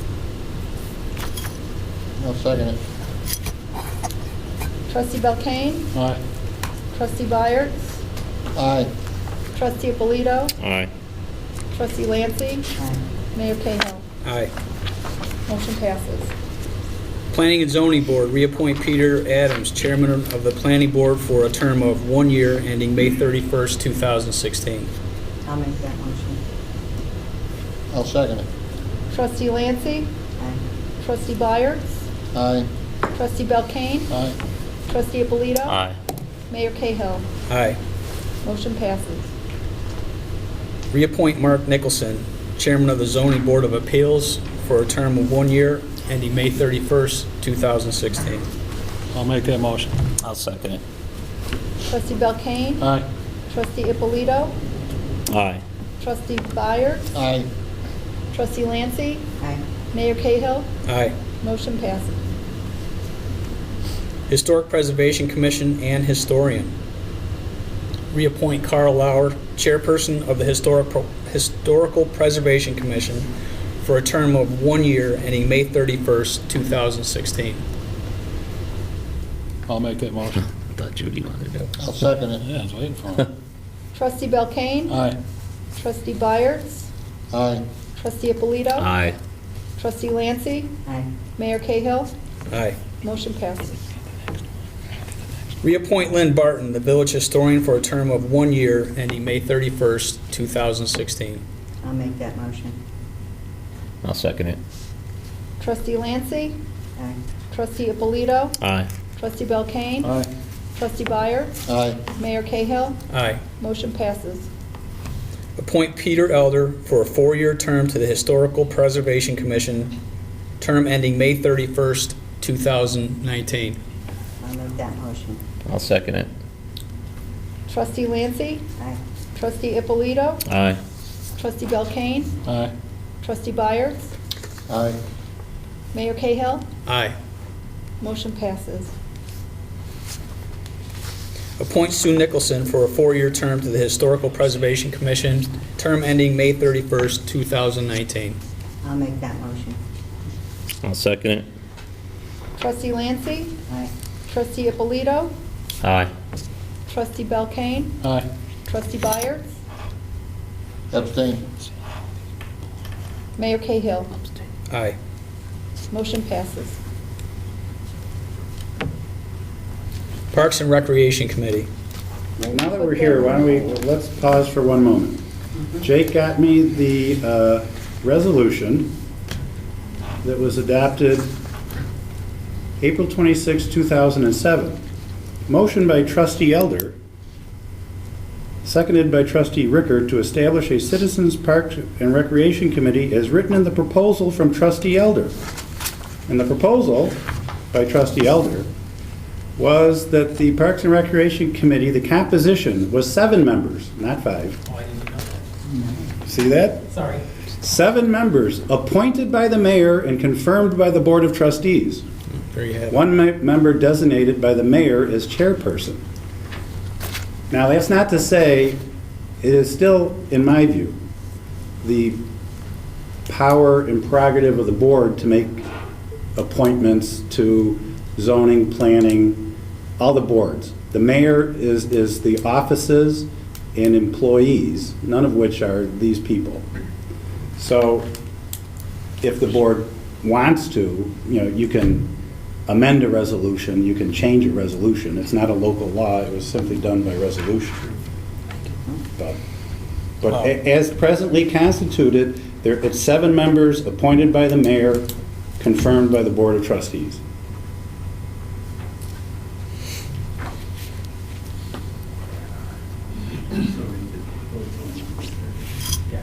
So at this time, until that is amended,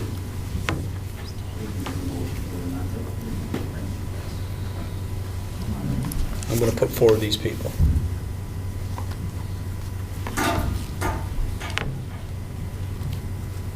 All of these people or just, These 4. You do 7. yeah. We've got 7 places. So why can't we do all 6? Is that, Well, it's there, right? No? No, you gotta change it first. You have to change that No, resolution. no, the point is there's 7 openings. Correct. Right. And they're appointed by the mayor and confirmed by the Board of Trustees. So I think Judy's, I don't want to put words in her mouth, but I think what she's asking is to have the mayor appoint 6 Yeah. and subject to the approval of the Board of Trustees without changing, without amending any resolutions or whatever. So first you're asking him to appoint the people we've asked, which he's already given his opinion. So then I think we have to make a motion to change. I think that's the only way we can do it.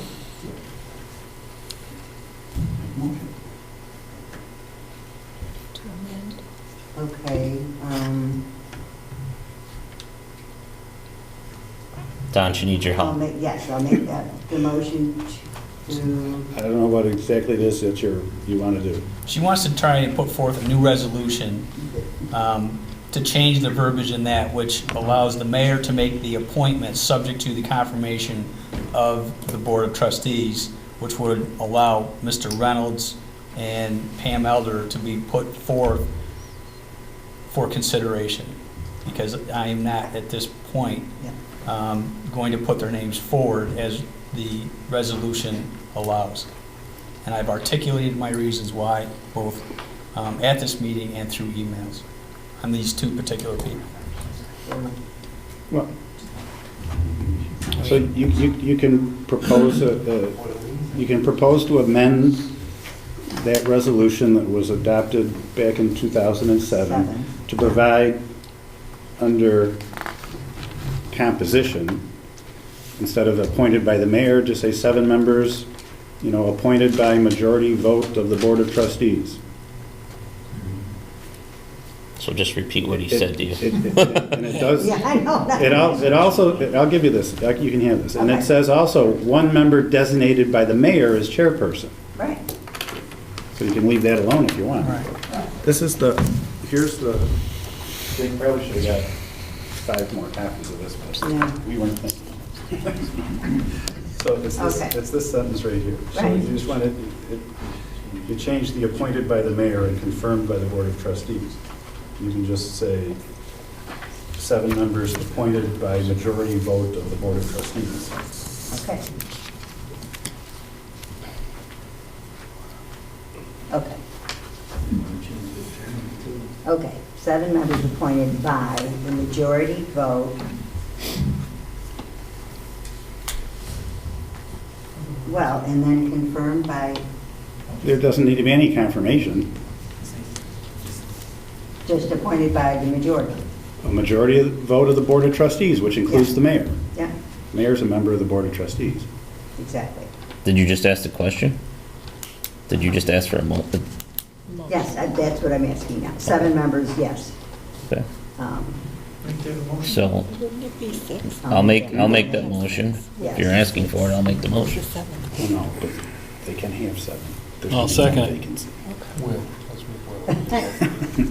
Was there, we tabled the motion to put names on, so I don't know what you're talking about.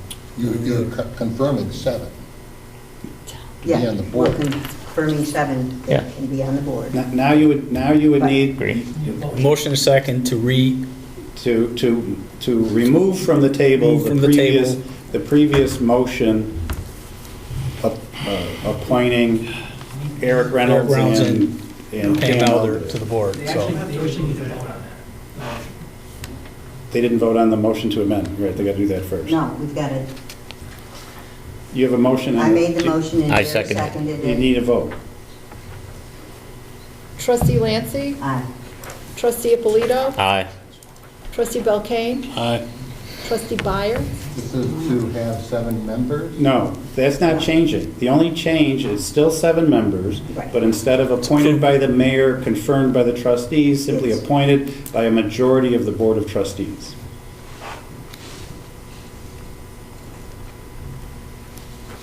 Yeah, rather than here.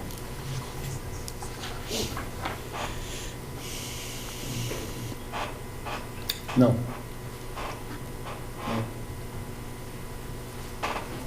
Mayor Cahill. Motion passes. We need our ayes. Next. Aye. Aye. Motion passes. Right. Yes. Okay.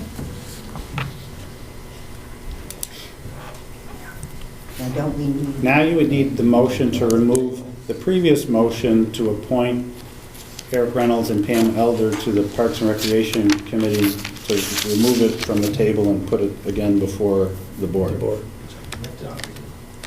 All right, so I'll entertain a motion in a second to remove what's on the table now regarding Pam Elder, the motion for Pam Elder and Eric Reynolds to be on the Parks and Rec Committee. I'll make that motion. I'll second. Trustee Ippolito, Aye. trustee Belkane, Aye. trustee Byers, Aye. trustee Lancy, Aye. Mayor Cahill. Aye. Motion passes. Okay. Now you need a motion and second for that motion. It's all Robert's Rules of Order, so. That's what you paused, Dale. Shouldn't be this hard, but. Now you need somebody to make All a right, I'll make a motion motion for those to appointments. appoint Pam Elder and Eric Reynolds to the Parks and Rec Committee. I'll second it. Trustee Belkane, Aye. trustee Ippolito, Aye. trustee Byers, Question. that would be putting them here or actual appointment. Are we going individually through, or is it just a nomination? Question. No, I Are we think that- nominating or appointing here? Appointed. Point of order. I think the motion was to appoint. We just appointed Yeah. him. To appoint? Yeah. No. Trustee Lancy? Aye. Mayor Cahill? No. And I guess the other clarification is it's for a one-year term, right, ending 2006, May 31st, 2016. Right, because the original, the resolution that you amended is setting up the Parks and Recreation Committee provides for a one-year term. All right, next we have, are we all set to move on here now? I hope. All right, next is appoint Judy Gurnett, Chairman to the Parks and Rec Committee for a term of 1 year ending May 31st, 2016. We have a motion and a second. No, point of clarification. Since, is she presently on the board? No, she is not. So you She's being first have to appoint her to the board as just a member. And then as the mayor appoints the chairperson, which isn't even subject to board approval according to the resolution that trustee Elder put forth back in 2007. Long time ago. Long time. You got to be a member of the board before you can be a chairperson, that's all I'm saying. Okay. And it's just the way this is phrased is, you can do it all in one motion if you wanted, appoint Judy Garnett All right, to I'll the take, committee and Right. also as chairman of the committee. right, so I'll entertain a motion and a second to appoint Judy Gurnett to the Parks and Rec Commission and also to the position of Chairman of the committee for a term of 1 year ending May 31st, 2016. Point of order, Ms. Gurnett is already on the You're- planning board. Listen, So that would be a conflict. Mr. Reynolds, you have interrupted this meeting enough times. Please have a seat. Please have a seat, sir. Mr. Have a seat. Have a seat. Mr. White made a Don. point of order.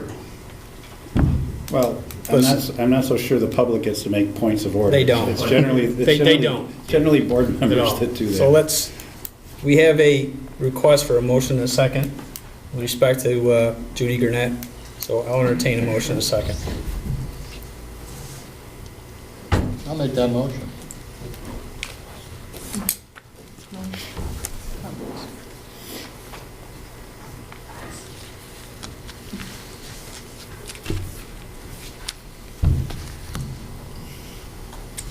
I can make a second, right?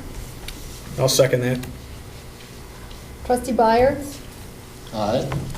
Mayor Cahill? Aye. Trustee Belkane? Abstain. Trustee Ippolito? Abstain. Trustee Lancy?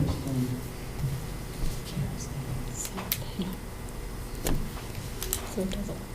If you abstain, it probably passes. I don't know, with two, I don't know why you're, She said, Nay. I don't know. yeah. Say no, right? You have to have a Majority of three. Did I make a motion to dissolve the Parks and Rec? I suppose you can abstain, just not vote. Thank you, no. You just went over this Friday. All right, appoint Don Gurnett to the Parks and Recreation Committee for a term of 1 year. I'll entertain a motion in a second.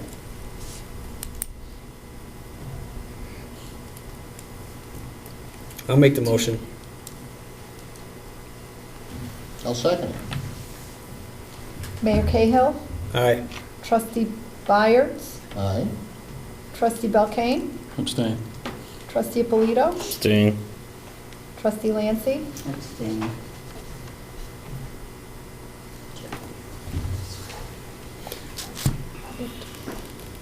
Appoint Sherry Licata to the Parks and Recreation Committee for a term of 1 year ending May 31st, 2016. I'll make that motion.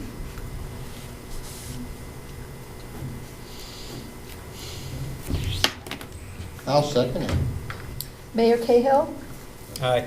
Trustee Byers? Aye. Trustee Belkane? Aye. Trustee Ippolito? Aye. Trustee Lancy? Aye. Motion passes. Appoint Patty Dietz to the Parks and Recreation Committee for a term of 1 year ending May 31st, 2016. And I, again, will make that motion.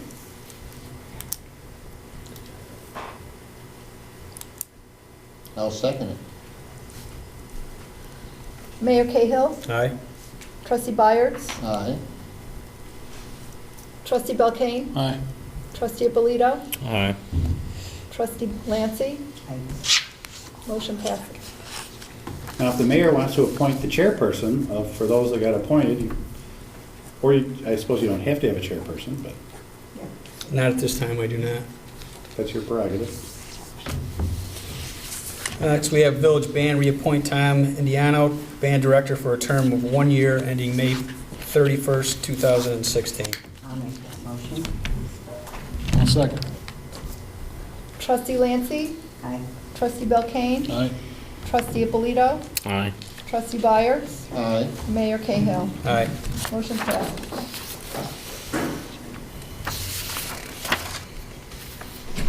The Business Improvement District, reappoint Trustee Byers, Mayor Cahill, Gordon Clark to the Business Improvement District Board of Directors for a term of 1 year ending May 31st, 2016. I'll make that motion. I'll second it. Trustee Lancy, Aye. Trustee Abolito, Aye. Trustee Byers. Or, I don't know if I can vote on I that. can't vote. Okay. Trustee Belkane, Aye. Yeah, you guys should abstain. Right? Mayor Cahill. Doug abstain. Motion passes. Can I abstain first? All right. Ethics Committee, reappoint Trustee Apolito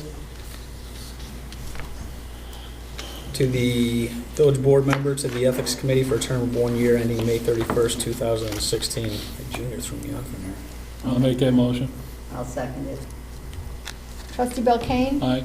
Trustee Lancy, Aye. Trustee Byers, Aye. Mayor Cahill. Aye. Abstain. Motion passes. Appoint Christine Lizak as village employee to the Ethics Committee for a term of 1 year ending May 31st, 2016. I'll make that motion. I'll second it. Trustee Abolito, Aye. Trustee Lancy, Aye. Trustee Belkane, Aye. Trustee Byers, Aye. Mayor Cahill. Aye. Motion passes.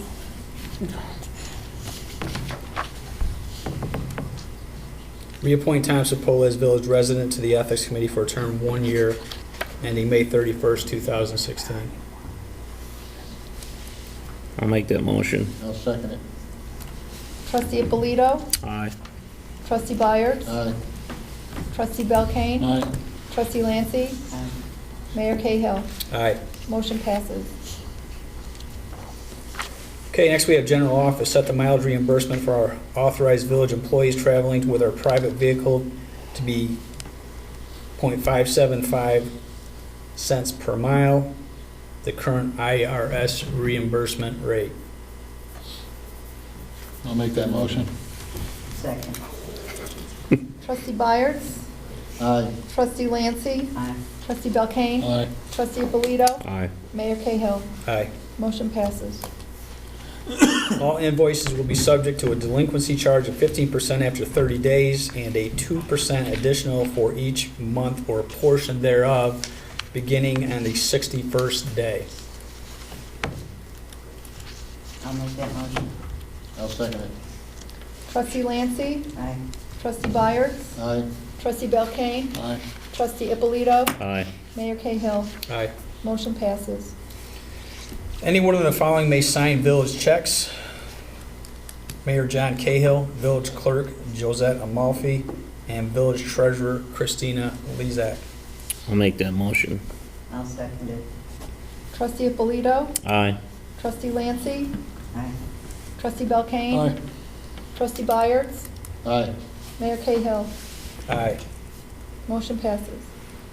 To adopt the Village of Webster payroll chart for 2015 and 16 to include the amended budget amounts for the salaries of the Village of Webster Board of Trustees. I'll make that motion. I'll second it. Was it trustee Ippolito? Belkane Trustee Belkane? and Byers. Trustee Byers? Aye. Trustee Ippolito? Aye. Trustee Lancy? Aye. Mayor Cahill? Aye. Motion passes.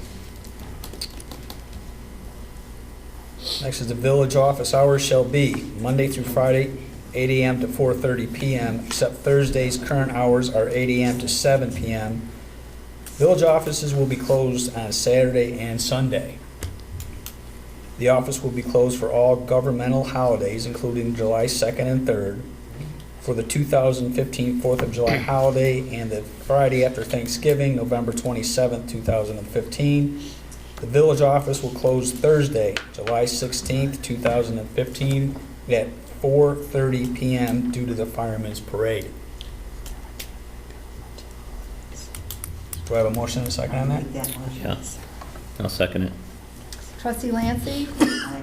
Trustee Ippolito? Aye. Trustee Belkane? Aye. Trustee Byers? Aye. Mayor Cahill? Aye. Motion passes.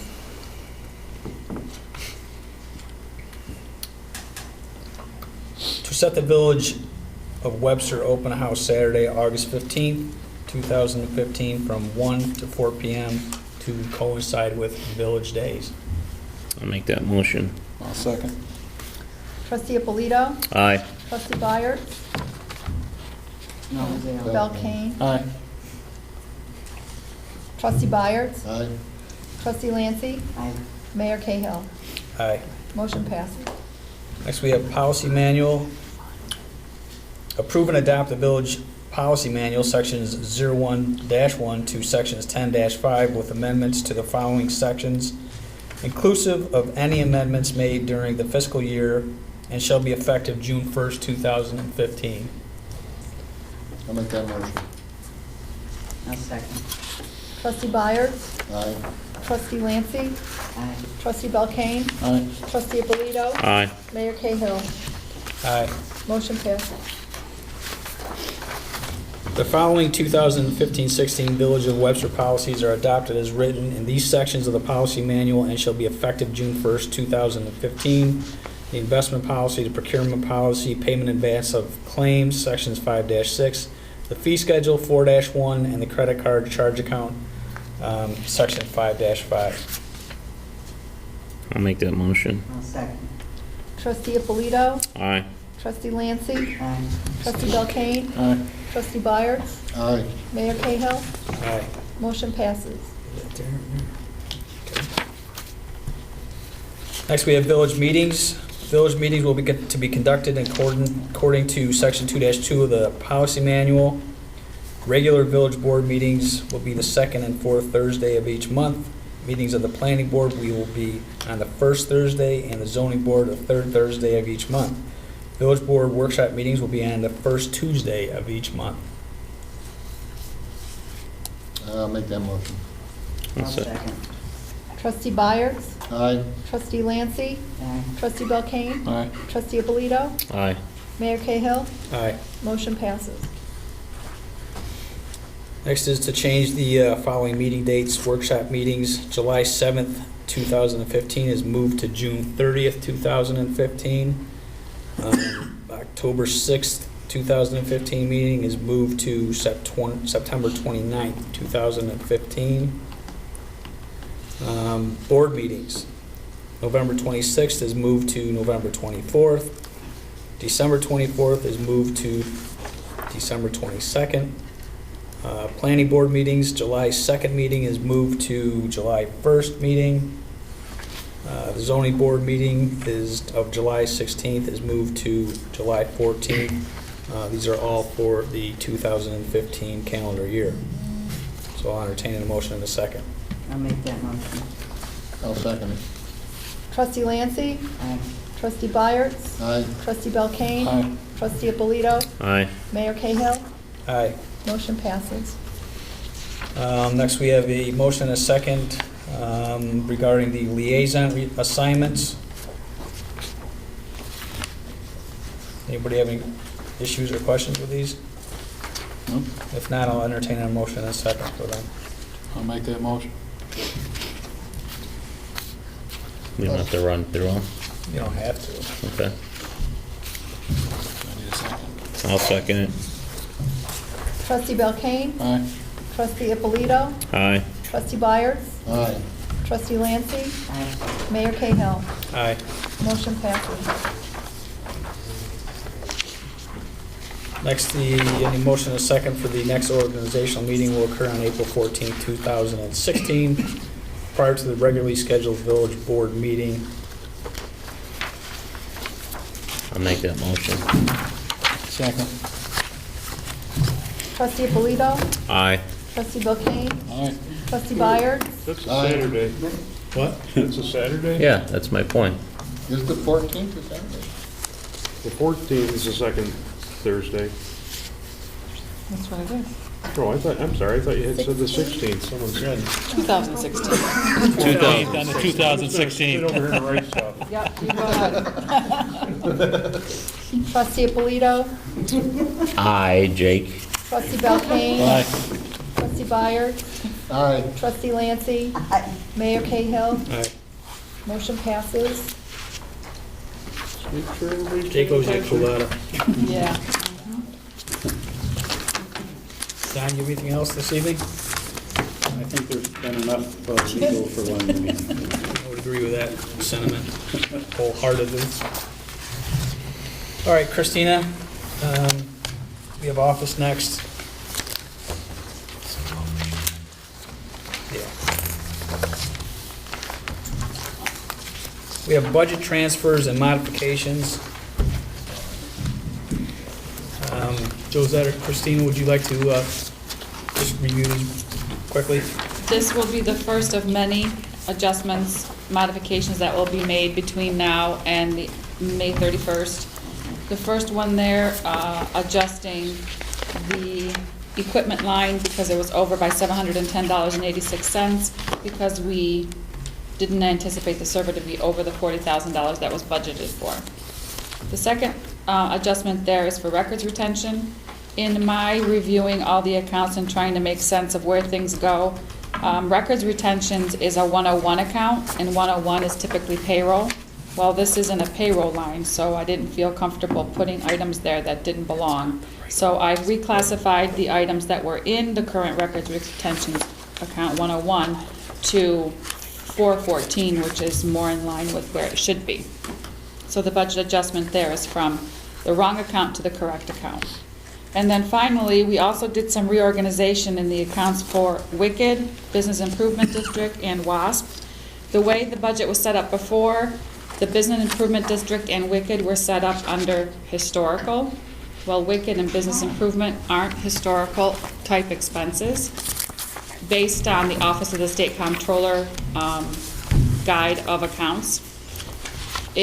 It is more in line with the account 6989, which is economic development, which of course WICKED and Business Improvement District are. And then finally, WASP was also under historical. Again, that isn't a historical type expense. So I've reclassified it as 7610, which is programs for the aging. So that is why these adjustments are being made there, from the wrong type of account to the correct one, and so on and so forth. If anyone has any questions, I'll be happy to answer those. Pardon me? Great job on Sure. that, especially the WICKED and business improvement and senior WASPs, and your input in the weekly staff meetings regarding the budget have been very, very helpful, very valuable. Thank you. And I appreciate your attention to detail in this matter. So once again, Thank you for my reappointment also. Thank you. My pleasure, as it is, I'm sure, the board's. Our pleasure. Agree. So at this time, I'll entertain a motion and a second for these modifications. I'll make that. Motion. I'll second. Really? Trustee Lancy? Aye. Trustee Belkane? Aye. Trustee Ippolito? Aye. Trustee Byers? Aye. Mayor Cahill? Aye. Motion passes.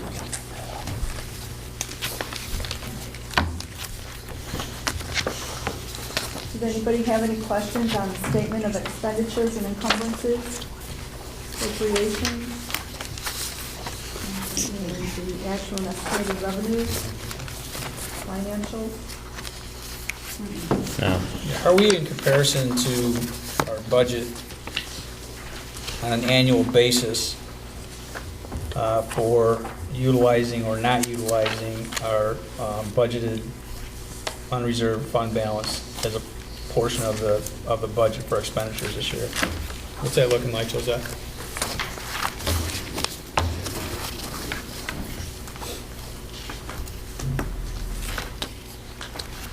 Reserve.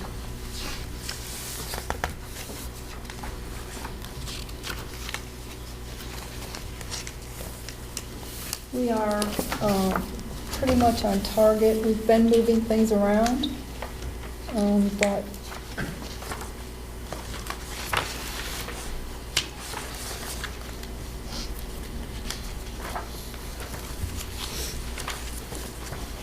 we are pretty much right on where we should be.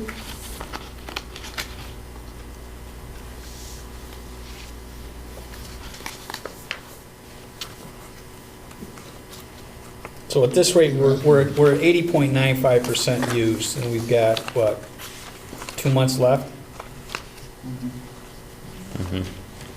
So at this rate, there's a good chance we may not use the, I guess this is a question,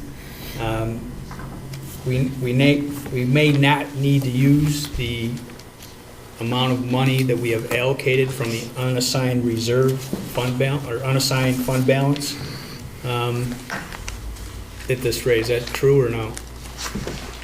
Christina, what's your opinion on My that? guesstimate is we're Pretty close? most likely will not need to use fund balance as we budgeted for this year, so I think Okay. we're in pretty good shape. That's very good. Anybody else have any questions regarding that? No, that's good. Okay, then I'll entertain a motion second to accept the financial statements. I'll make that motion. I'll second it. Trustee Abolito? Aye. Trustee Lancy? Aye. Trustee Belkane? Aye. Trustee Byers? Aye. Mayor Cahill? Aye. Motion passes.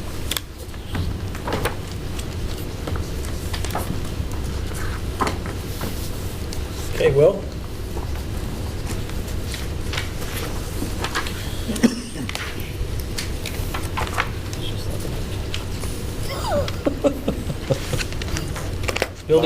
Building report for March, please, sir. Okay, I'll try not to use too much time because it's getting late. You all have the report in front of you. It's run-of-the-mill report. You got your usual unregistered vehicle, parking on the grass, village complaints and things like that. A couple of highlights real quick. One is we went to court for a couple of items. One we were successful in. I apologize, I can barely hear you. Okay.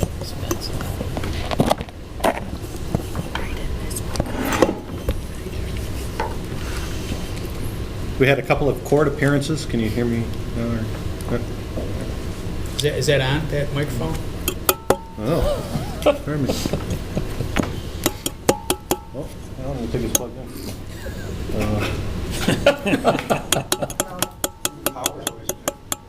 I guess. Oh, can you hear it? Oh. All right. The person Okay. behind the camera can hear me, so that's Okay. fine. Sorry, All right. Karen. Enough.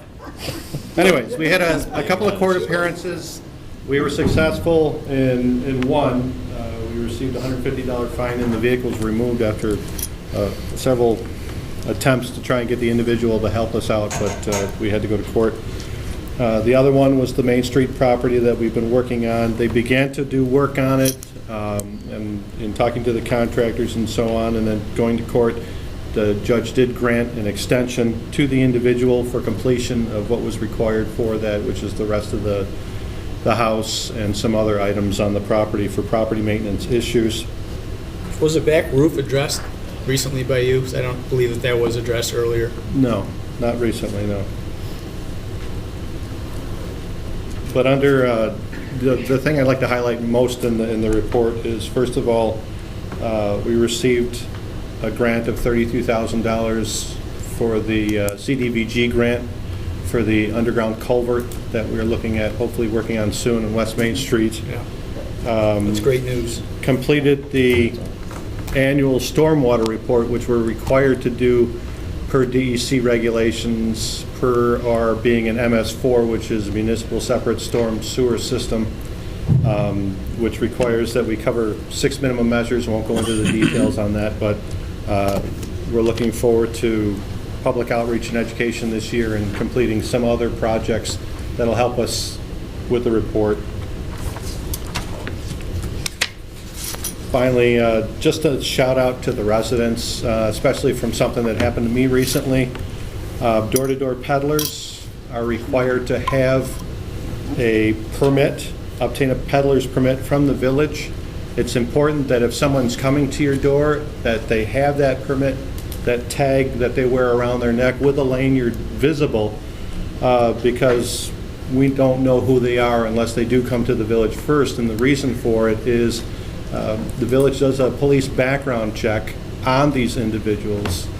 That's not a guarantee per se, but it helps give us some warm fuzzies as to the nature of the individual. The other thing is the police play a major role in this. Believe it or not, if you see someone coming door to door without a tag, call 911 and ask the police to look into it. They've given out several citations as a result of it.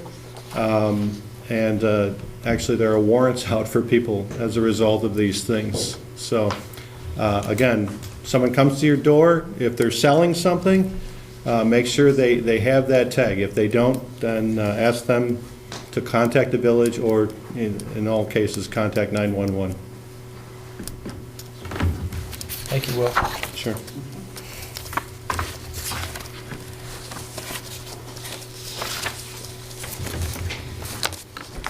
You also needed authorization for Mayor Cahill to sign the annual stormwater report. That's correct. This is right here.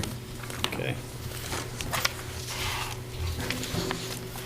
So I guess I'll entertain a motion in a second to allow Mayor Cahill to sign the annual stormwater report that Will has formulated. I'll make that motion. I'll second it. Trustee Alito? Aye.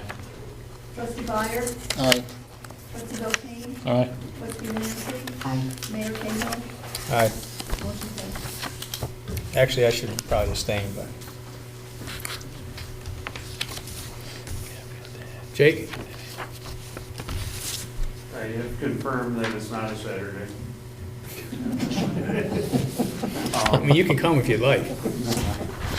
Bring the boys and the baseballs and the bats. All right. Just real quick, I just wanted to have some updates.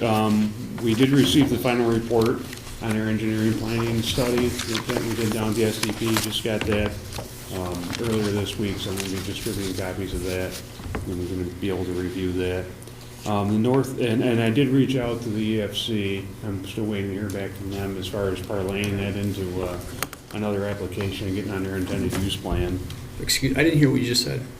I did reach out to the EFC, who was, the EFC and the DEC are the two that kind of co-manage those funds. Okay. The grant, and I reached out to them as far as the next steps for starting to get us onto the intended use plan. And that's kind of the next step to get any grants for any recommendations that they might have in the study. North Avenue Connector Project, the TAP grant. Just a quick update, we put out a request for expressions of interest from engineering firms. The 15 firms that are on a list managed by the county highway superintendent. We received 11 responses out of the 15. Then we have a committee, a consultant selection committee. We met, reviewed all these submittals, kind of got back together and scored everything. And we have 4 firms that we have selected to, as a short list, if you will, come back and give us a little mini presentation, and we'll keep everybody updated as far as those selections go. Just a quick reminder in regards to brush. We pick up brush once a month. As a rule, have it out, and for the residents, have it out the first Monday of the month, and we'll go through sometime that week and make sure we get it. We went out the second time this month because so many people were putting things out rather than letting them sit. I know everybody's trying to get at their garden or any yard work when it's not snowing here. So, but that's the exception, not the rule. And you look on our website for items that can go out there, and the brush chipping, it's really just tree limbs. We can't pick up grasses or weeds and things like that. Those should just go in a toter or in a bag. No burdock and mounds of grass. Right. No. And then finally, I was hoping, we got a little sidetracked here, I was hoping to get some items for surplus declarations. I'm gonna try to get those out, get the information out to you and for the next, for the workshop. That's gonna cut real close, because I think we're supposed to have everything to the auction that day. But we'll go from that. I'm thinking about one of the lawnmowers, a couple of the trailers perhaps, some things from the water department. There's an air compressor, there's an air compressor down there. But I'll develop a list and get the numbers so we can look for that surplus declaration. I just didn't have time to put together completely, so. Will we have time to declare those as surplus prior to the auction? That's my concern. It'll be prior to the auction, but when we have the, we have to drop them off. I think that Tuesday is the day we have to drop them off. So if we had, If you have to drop them off, can they be picked up without going into the auction? Yeah, I'll try to get a sense. I mean, obviously, there's not gonna be any, there's an official discussion and vote on it at the time, but I'll certainly try to get a sense of everybody's feelings, and if I think that there's something that somebody might not want to get rid of, I won't take it down and we'll put it in another auction. But it'll be, you know. that's the auction, that's the auction to go to as far as driving, a lot I'm of just money. saying, if you take it and drop it off, if you've committed at that particular point. Yes, there's a contract that will say, I'm gonna put these items into the auction, and then, because they do some advertising and things on that. So if you guys vote no, I'll just go bid on it and get it back, and we'll go from, there. Hopefully it doesn't go much. But, it's just a time, it's a time thing. If it's imperative, we can look and have it, but I don't think that really would classify under something to hold an emergency meeting for, is it's stuff that's just sitting there.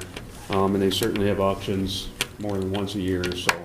Well, that's the main auction of the year. It is. I've often accused them of spiking their coffee because they get some pretty good amounts for stuff there. It's Yeah. certainly beneficial to the sellers, so. But, like I said, I'll send you the list out, and if there's things that are questioned, I said, we'll hold those guys back. All right, thank you. Okay, quick question. Yes. Status of Main Street, what's the timetable? I know we're at the mercy of the state, but that's all people ask me. When's Main Street gonna get fixed? When's Main Street gonna get fixed? They're looking, originally they were talking about in June, starting in June. I know the project has been, the bidding went out, it's been let. I believe it was Keeler that won the bid from the state. So that project, it's on and it's getting ready to go, and I think probably more at the mercy of Mother Nature. I know that the engineer in charge of that project is off this week. He'll be coming back next week, and I plan on touching base with him on that. But it is in dire need. It's gonna be all summer. It's gonna be done in 6 phases. Last I heard was start at the end of May, first part of June, hopefully. At that last meeting, they weren't sure whether they'd be paving at night or not. That would be dependent upon the contractor. And at that time, they had not even sent it out to bid yet. So I'm sure there will be more updates now that they have selected a contractor as a result of the bidding process. And there'll be some updated information that they'll be, providing to the village that we will in turn provide to the residents. But it's going to, my understanding at the last meeting, it was going to be done in like 6 phases in the village. But yeah, they do have the dates of the different events throughout the summer with the bid and the Fireman's Carnival. So the DOT did say that they would do their best to work around those dates, which they've done a pretty phenomenal job, in my opinion, communicating with the village residents and the village board with suggested changes. So I don't see that changing going forward. Yeah, it's as goofy as they are in Albany sometimes. The local folks here that we've been working with have They're been just phenomenal people. Just great. Respond to emails real Yeah. fast. Always reach out for communication, and I think it's be a real nice a real nice project. I mean, obviously with any project, things pop up, but I expect it to go along really nice. Who did the other end of Ridge Road? Was it Keeler, or who did that, do you know? Not that it matters, but. For the town. I'm not certain, it was still a state project, but I'm not certain which. They did a nice company job, did I that. mean, very little interruption of traffic flow. And they did a lot of work at night Yeah, too, yeah. but originally, the conversation was that they didn't envision much work being done at night, but the DOT representatives, obviously, they couldn't say that for a fact until, the bid came in, and the contractor that's going to do the work will say, oh, they come in to take a look, and they said, maybe we need to do some more work at night than we had was projected in the beginning. But obviously, given the proximity of downtown to, and the width, there's going to be possibly some redirection of traffic. I know I hop on 104 and get off at Phillips Road, so if you live in the village, we'll ask for patience. People are going to have to be patient during this process. It's going to take a long time, but quite frankly, it's been a long time coming, and I think that, most of the residents are very happy that this is coming. I know I am. And you drive down Main Street, in the middle of winter, it'll rattle your teeth. So we'll be patient through the process because the outcome will be worth it. So. And I think if you want to show your appreciation, drop off donuts and coffee at the DPW, and I'll make sure that they get it. Yeah. Oh, yeah. For all the crews that are working out there. Yeah. Are we gonna get any? No, The one thing that I did want to jump on, because of the project that's going on in Main Street, Daryl had a great suggestion. We're going to forego the flowers and the planters along Main Street. We're going to put them in the parking lots and things this year, but that's something people come to expect. But because of the proximity of the projects that are going out there, and whenever you're paving the street, obviously, there's folks that are walking around the side of it and down the side, and they set equipment and barrels and cones and all that. Yeah. It's going to be disruptive, but it always is when you're making an improvement like that.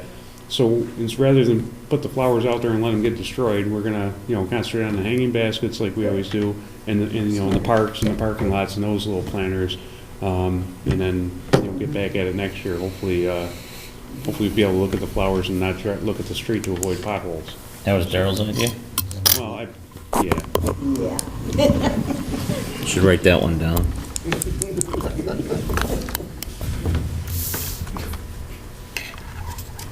That's it. All right.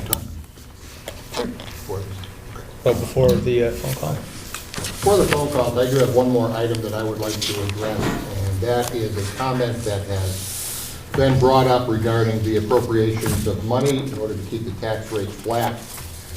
From what I have gleaned from our treasurer, starting in 2007, monies have been used every year from the unassigned fund balance in order to keep our tax rate flat. $150,000 in 2007, $85,600 in 2008, $103,000 in 2010, $88,000 in 2010-11, 2011-12, $260,000, 2012-13, $336,000, 2013-14, $314,000, and in 2014-15, $273,000. So this is not a new use of unassigned fund balance in order to keep the tax rate flat, and I just wanted everybody to be aware of that it is not a first-time issue. However, it is an issue that will need to be addressed because, as is mentioned, we cannot keep doing that forever. And just to add on to that is a percentage of our budget forecast, our unassigned fund balance is 31% of our projected budget.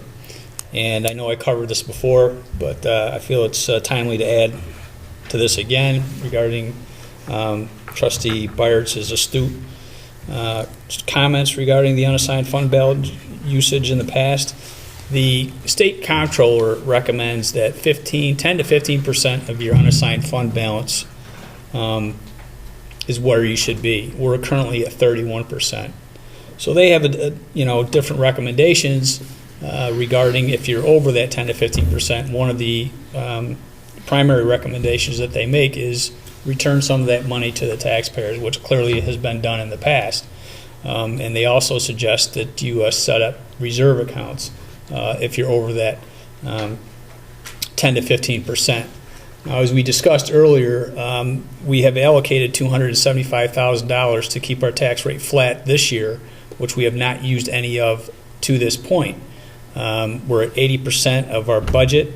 As our treasurer correctly delineated earlier, if we stay on plan, we may not need to use much, if any, of that budgeted $275,000 from the unassigned fund balance, which would make those funds available to further fund reserve accounts that we will be establishing.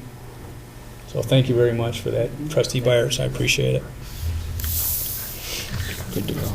All right, so if anyone would like to call in, the phone number to call is 265-3772. We would ask that you please give us your name and address.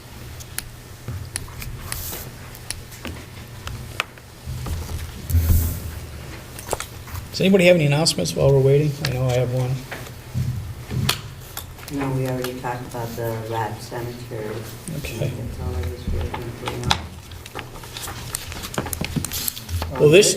Oh, can I, is there a, has it already happened, the collection?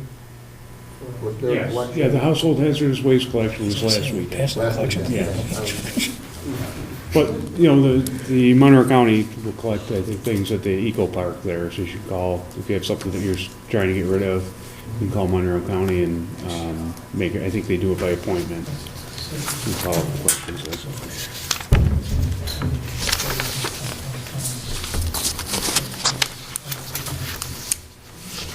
So the Widow's Son Grand Chapters, the Freemasons will be holding their, I believe this is the 4th annual, what they call the Spring Fling. It's a fundraising event, and they've been holding that event in the village of Webster since 2012. They've done a phenomenal job. I look forward to them, holding this fundraiser again at the Fireman's Field.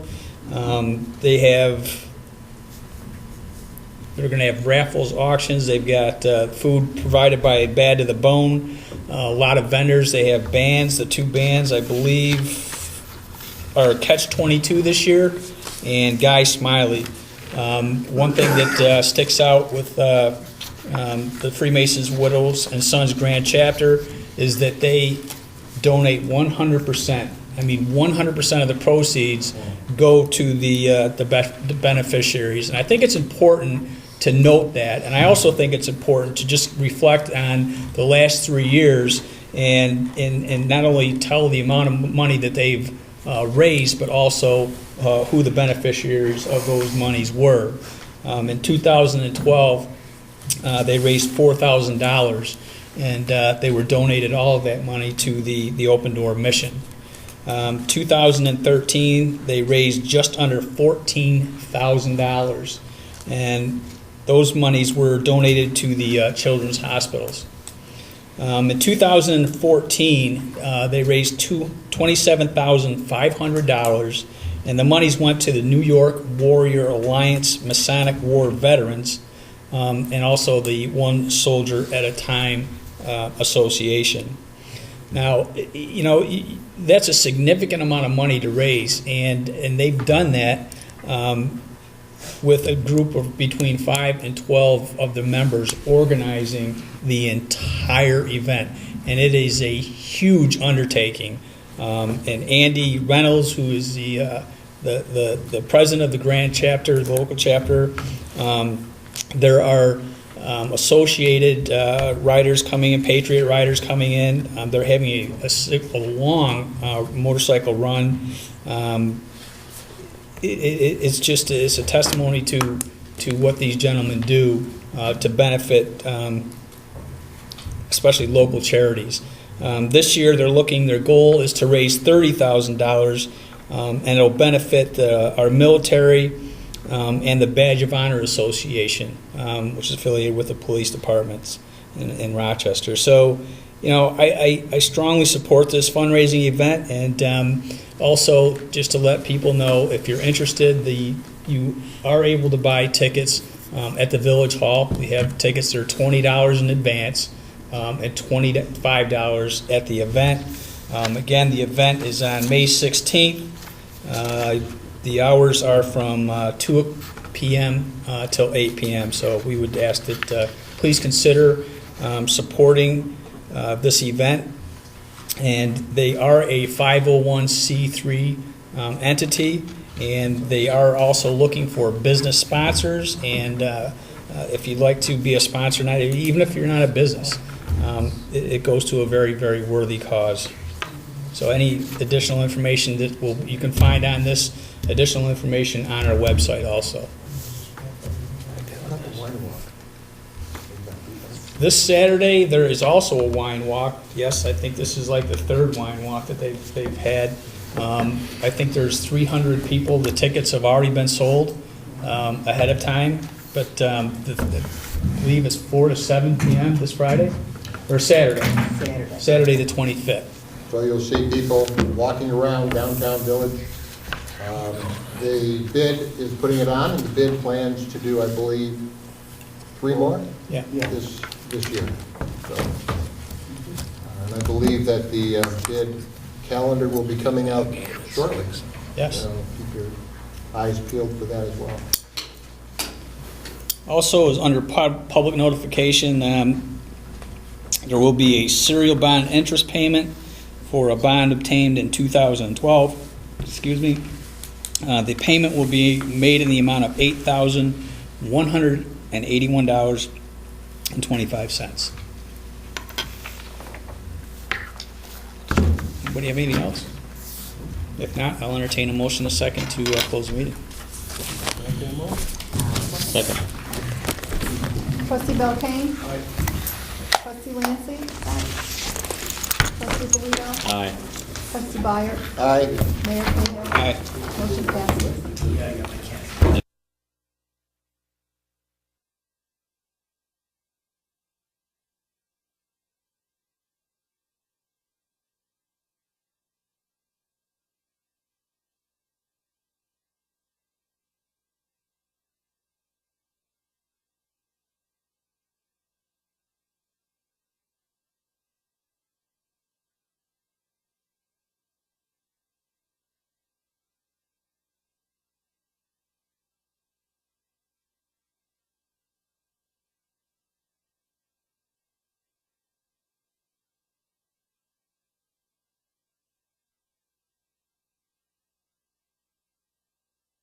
Things that are questioned, I said, well, we can hold those guys back. All right, thank you. All right. Okay, quick question. Yes. Status of Main Street, what's the timetable? I know we're at the mercy of the state, but that's all people ask me. When's Main Street gonna get fixed? When's Main Street gonna get fixed? They're looking, originally they were talking about in June, starting in June. I know the project has been, the bidding went out. It's been let. I believe it was Keeler that won the bid from the state. So that project, it's on and it's getting ready to go, and I think probably more at the mercy of Mother Nature. I know that the engineer in charge of that project is off this week. He'll be coming back next week, and I plan on touching base with him on that. But it is in dire need. It's going to be all summer. It's going to be done in 6 phases. Last I heard was start the end of May, first part of June, hopefully.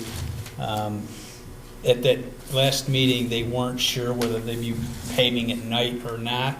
That would be dependent upon the contractor. And at that time, they had not even sent it out to bid yet. So I'm sure there will be more updates now that they have selected a contractor as a result of the bidding process. And there'll be some updated information that they'll be, providing to the village that we will in turn provide to the residents. But it's going to, my understanding at the last meeting, that it was going to be done in like 6 phases. in the village, but Yeah. they do have the dates of the different events throughout the summer with the bid and the Fireman's Carnival. So the DOT did say that they would do their best to work around those dates, which they've done a pretty phenomenal job, in my opinion, communicating with the village residents and the village board with suggested changes. So I don't see that changing going forward. Yeah, it's as goofy as they are in Albany sometimes. The local folks here that we've been working with have They're been just phenomenal people. just great. Respond to emails real Yeah. fast. Always reach out for communication, and I think it's be a real nice, Yeah. real nice project. I mean, obviously with any project things pop up, but I expect it to go along really nice. Who did the other end of Ridge Road? Was it Keeler, or who did that, do you know? Not that it matters, but.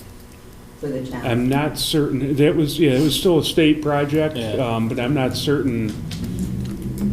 Which They did a nice company job. did that. I mean, very little interruption of traffic flow. or And they did a lot of work at night Yeah, too, yeah. but originally, the conversation was that they didn't envision much work being done at night, but the DOT representatives, obviously, they couldn't say that for a fact until, the bid came in and the contractor that's going to do the work will say, oh, they come in to take a look and they said, maybe we need to do some more work at night than we had was projected in the beginning. But obviously, given the proximity of downtown to, and the width, there's going to be possibly some redirection of traffic.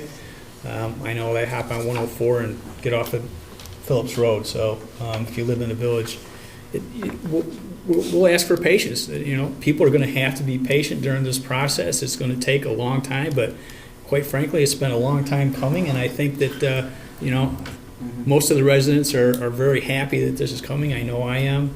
And you drive down Main Street, in the middle of winter, it'll rattle your teeth. So we'll be patient through the process because the outcome will be worth it. So. Yeah, I think if you want to show your appreciation, drop off donuts and coffee at the DPW, and I'll make sure that they get it. Yeah. Oh, yeah. For all the crews that are working out there. Yeah. Are we gonna get any? No, The one thing that I did want to jump on, because of the project that's going on in Main Street, Daryl had a great suggestion. We're going to forego the flowers and the planters along Main Street. We're going to put them in the parking lots and things this year, but that's something people come to expect.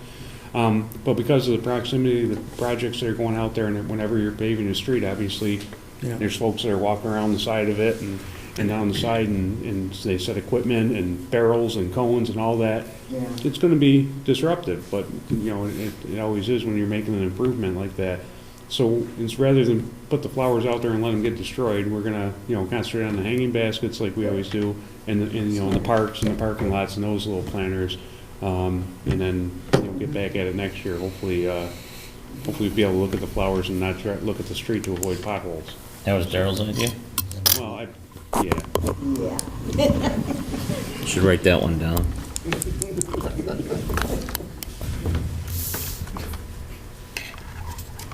That's it. All right. But before the phone call. For the phone calls, I do have one more item that I would like to address, and that is a comment that has been brought up regarding the appropriations of money in order to keep the tax rate flat. From what I have gleaned from our treasurer, starting in 2007, monies have been used every year from the unassigned fund balance in order to keep our tax rate flat. $150,000 in 2007, $85,600 in 2008, $103,000 in 2010, $88,000 in 2010-11, 2011-12, $260,000, 2012-13, $336,000, 2013-14, $314,000, and in 2014-15, $273,000. So this is not a new use of unassigned fund balance in order to keep the tax rate flat, and I just wanted everybody to be aware of that it is not a first-time issue. However, it is an issue that will need to be addressed because as is mentioned, we cannot keep doing that forever. And just to add on to that, is a percentage of our budget forecast, our unassigned fund balance is 31% of our projected budget. And I know I covered this before, but I feel it's timely to add to this again regarding Trustee Byert's astute comments regarding the unassigned fund balance usage in the past. The state comptroller recommends that 10 to 15% of your unassigned fund balance is where you should be. We're currently at 31%. So they have different recommendations regarding if you're over that 10 to 15%. One of the primary recommendations that they make is return some of that money to the taxpayers, which clearly has been done in the past. And they also suggest that you set up reserve accounts if you're over that 10 to 15%.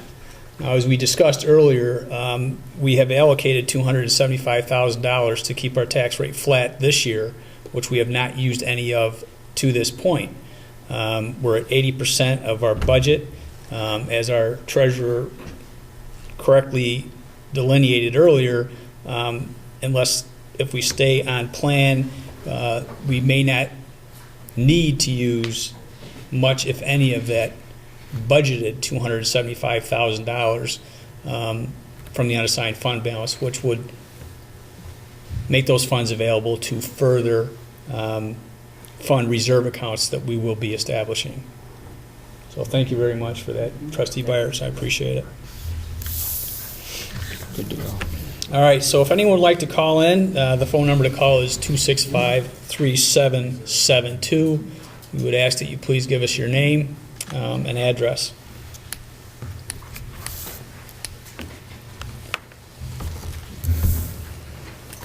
Does anybody have any announcements while we're waiting? I know I have one.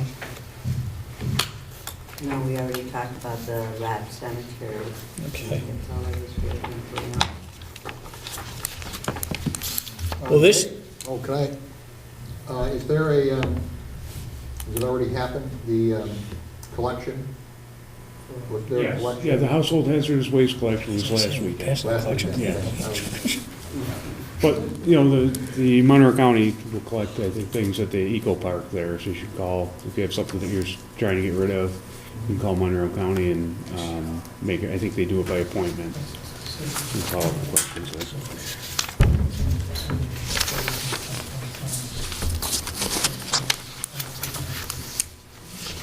So the Widow's Son Grand Chapters, the Freemasons will be holding their, I believe this is the 4th annual, what they call the Spring Fling. It's a fundraising event, and they've been holding that event in the village of Webster since 2012. They've done a phenomenal job. I look forward to them, holding this fundraiser again at the Fireman's Field. They're going to have raffles, auctions. They've got food provided by Bad to the Bone. A lot of vendors. They have bands. The 2 bands, I believe, are Catch-22 this year and Guy Smiley. One thing that sticks out with the Freemasons Widows and Sons Grand Chapter is that they donate 100%. I mean, 100% of the proceeds go to the beneficiaries. And I think it's important to note that. And I also think it's important to just reflect on the last 3 years and not only tell the amount of money that they've raised, but also who the beneficiaries of those monies were.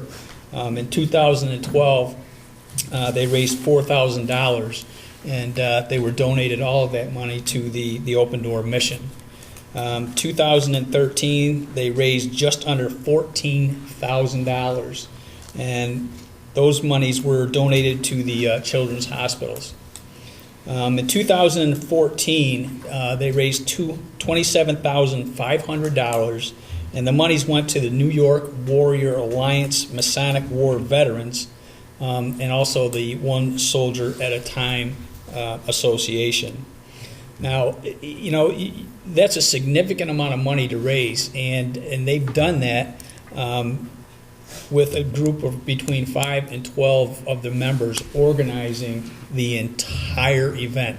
And it is a huge undertaking. And Andy Reynolds, who is the president of the Grand Chapter, the local chapter, there are associated riders coming in, Patriot riders coming in. They're having a long motorcycle run.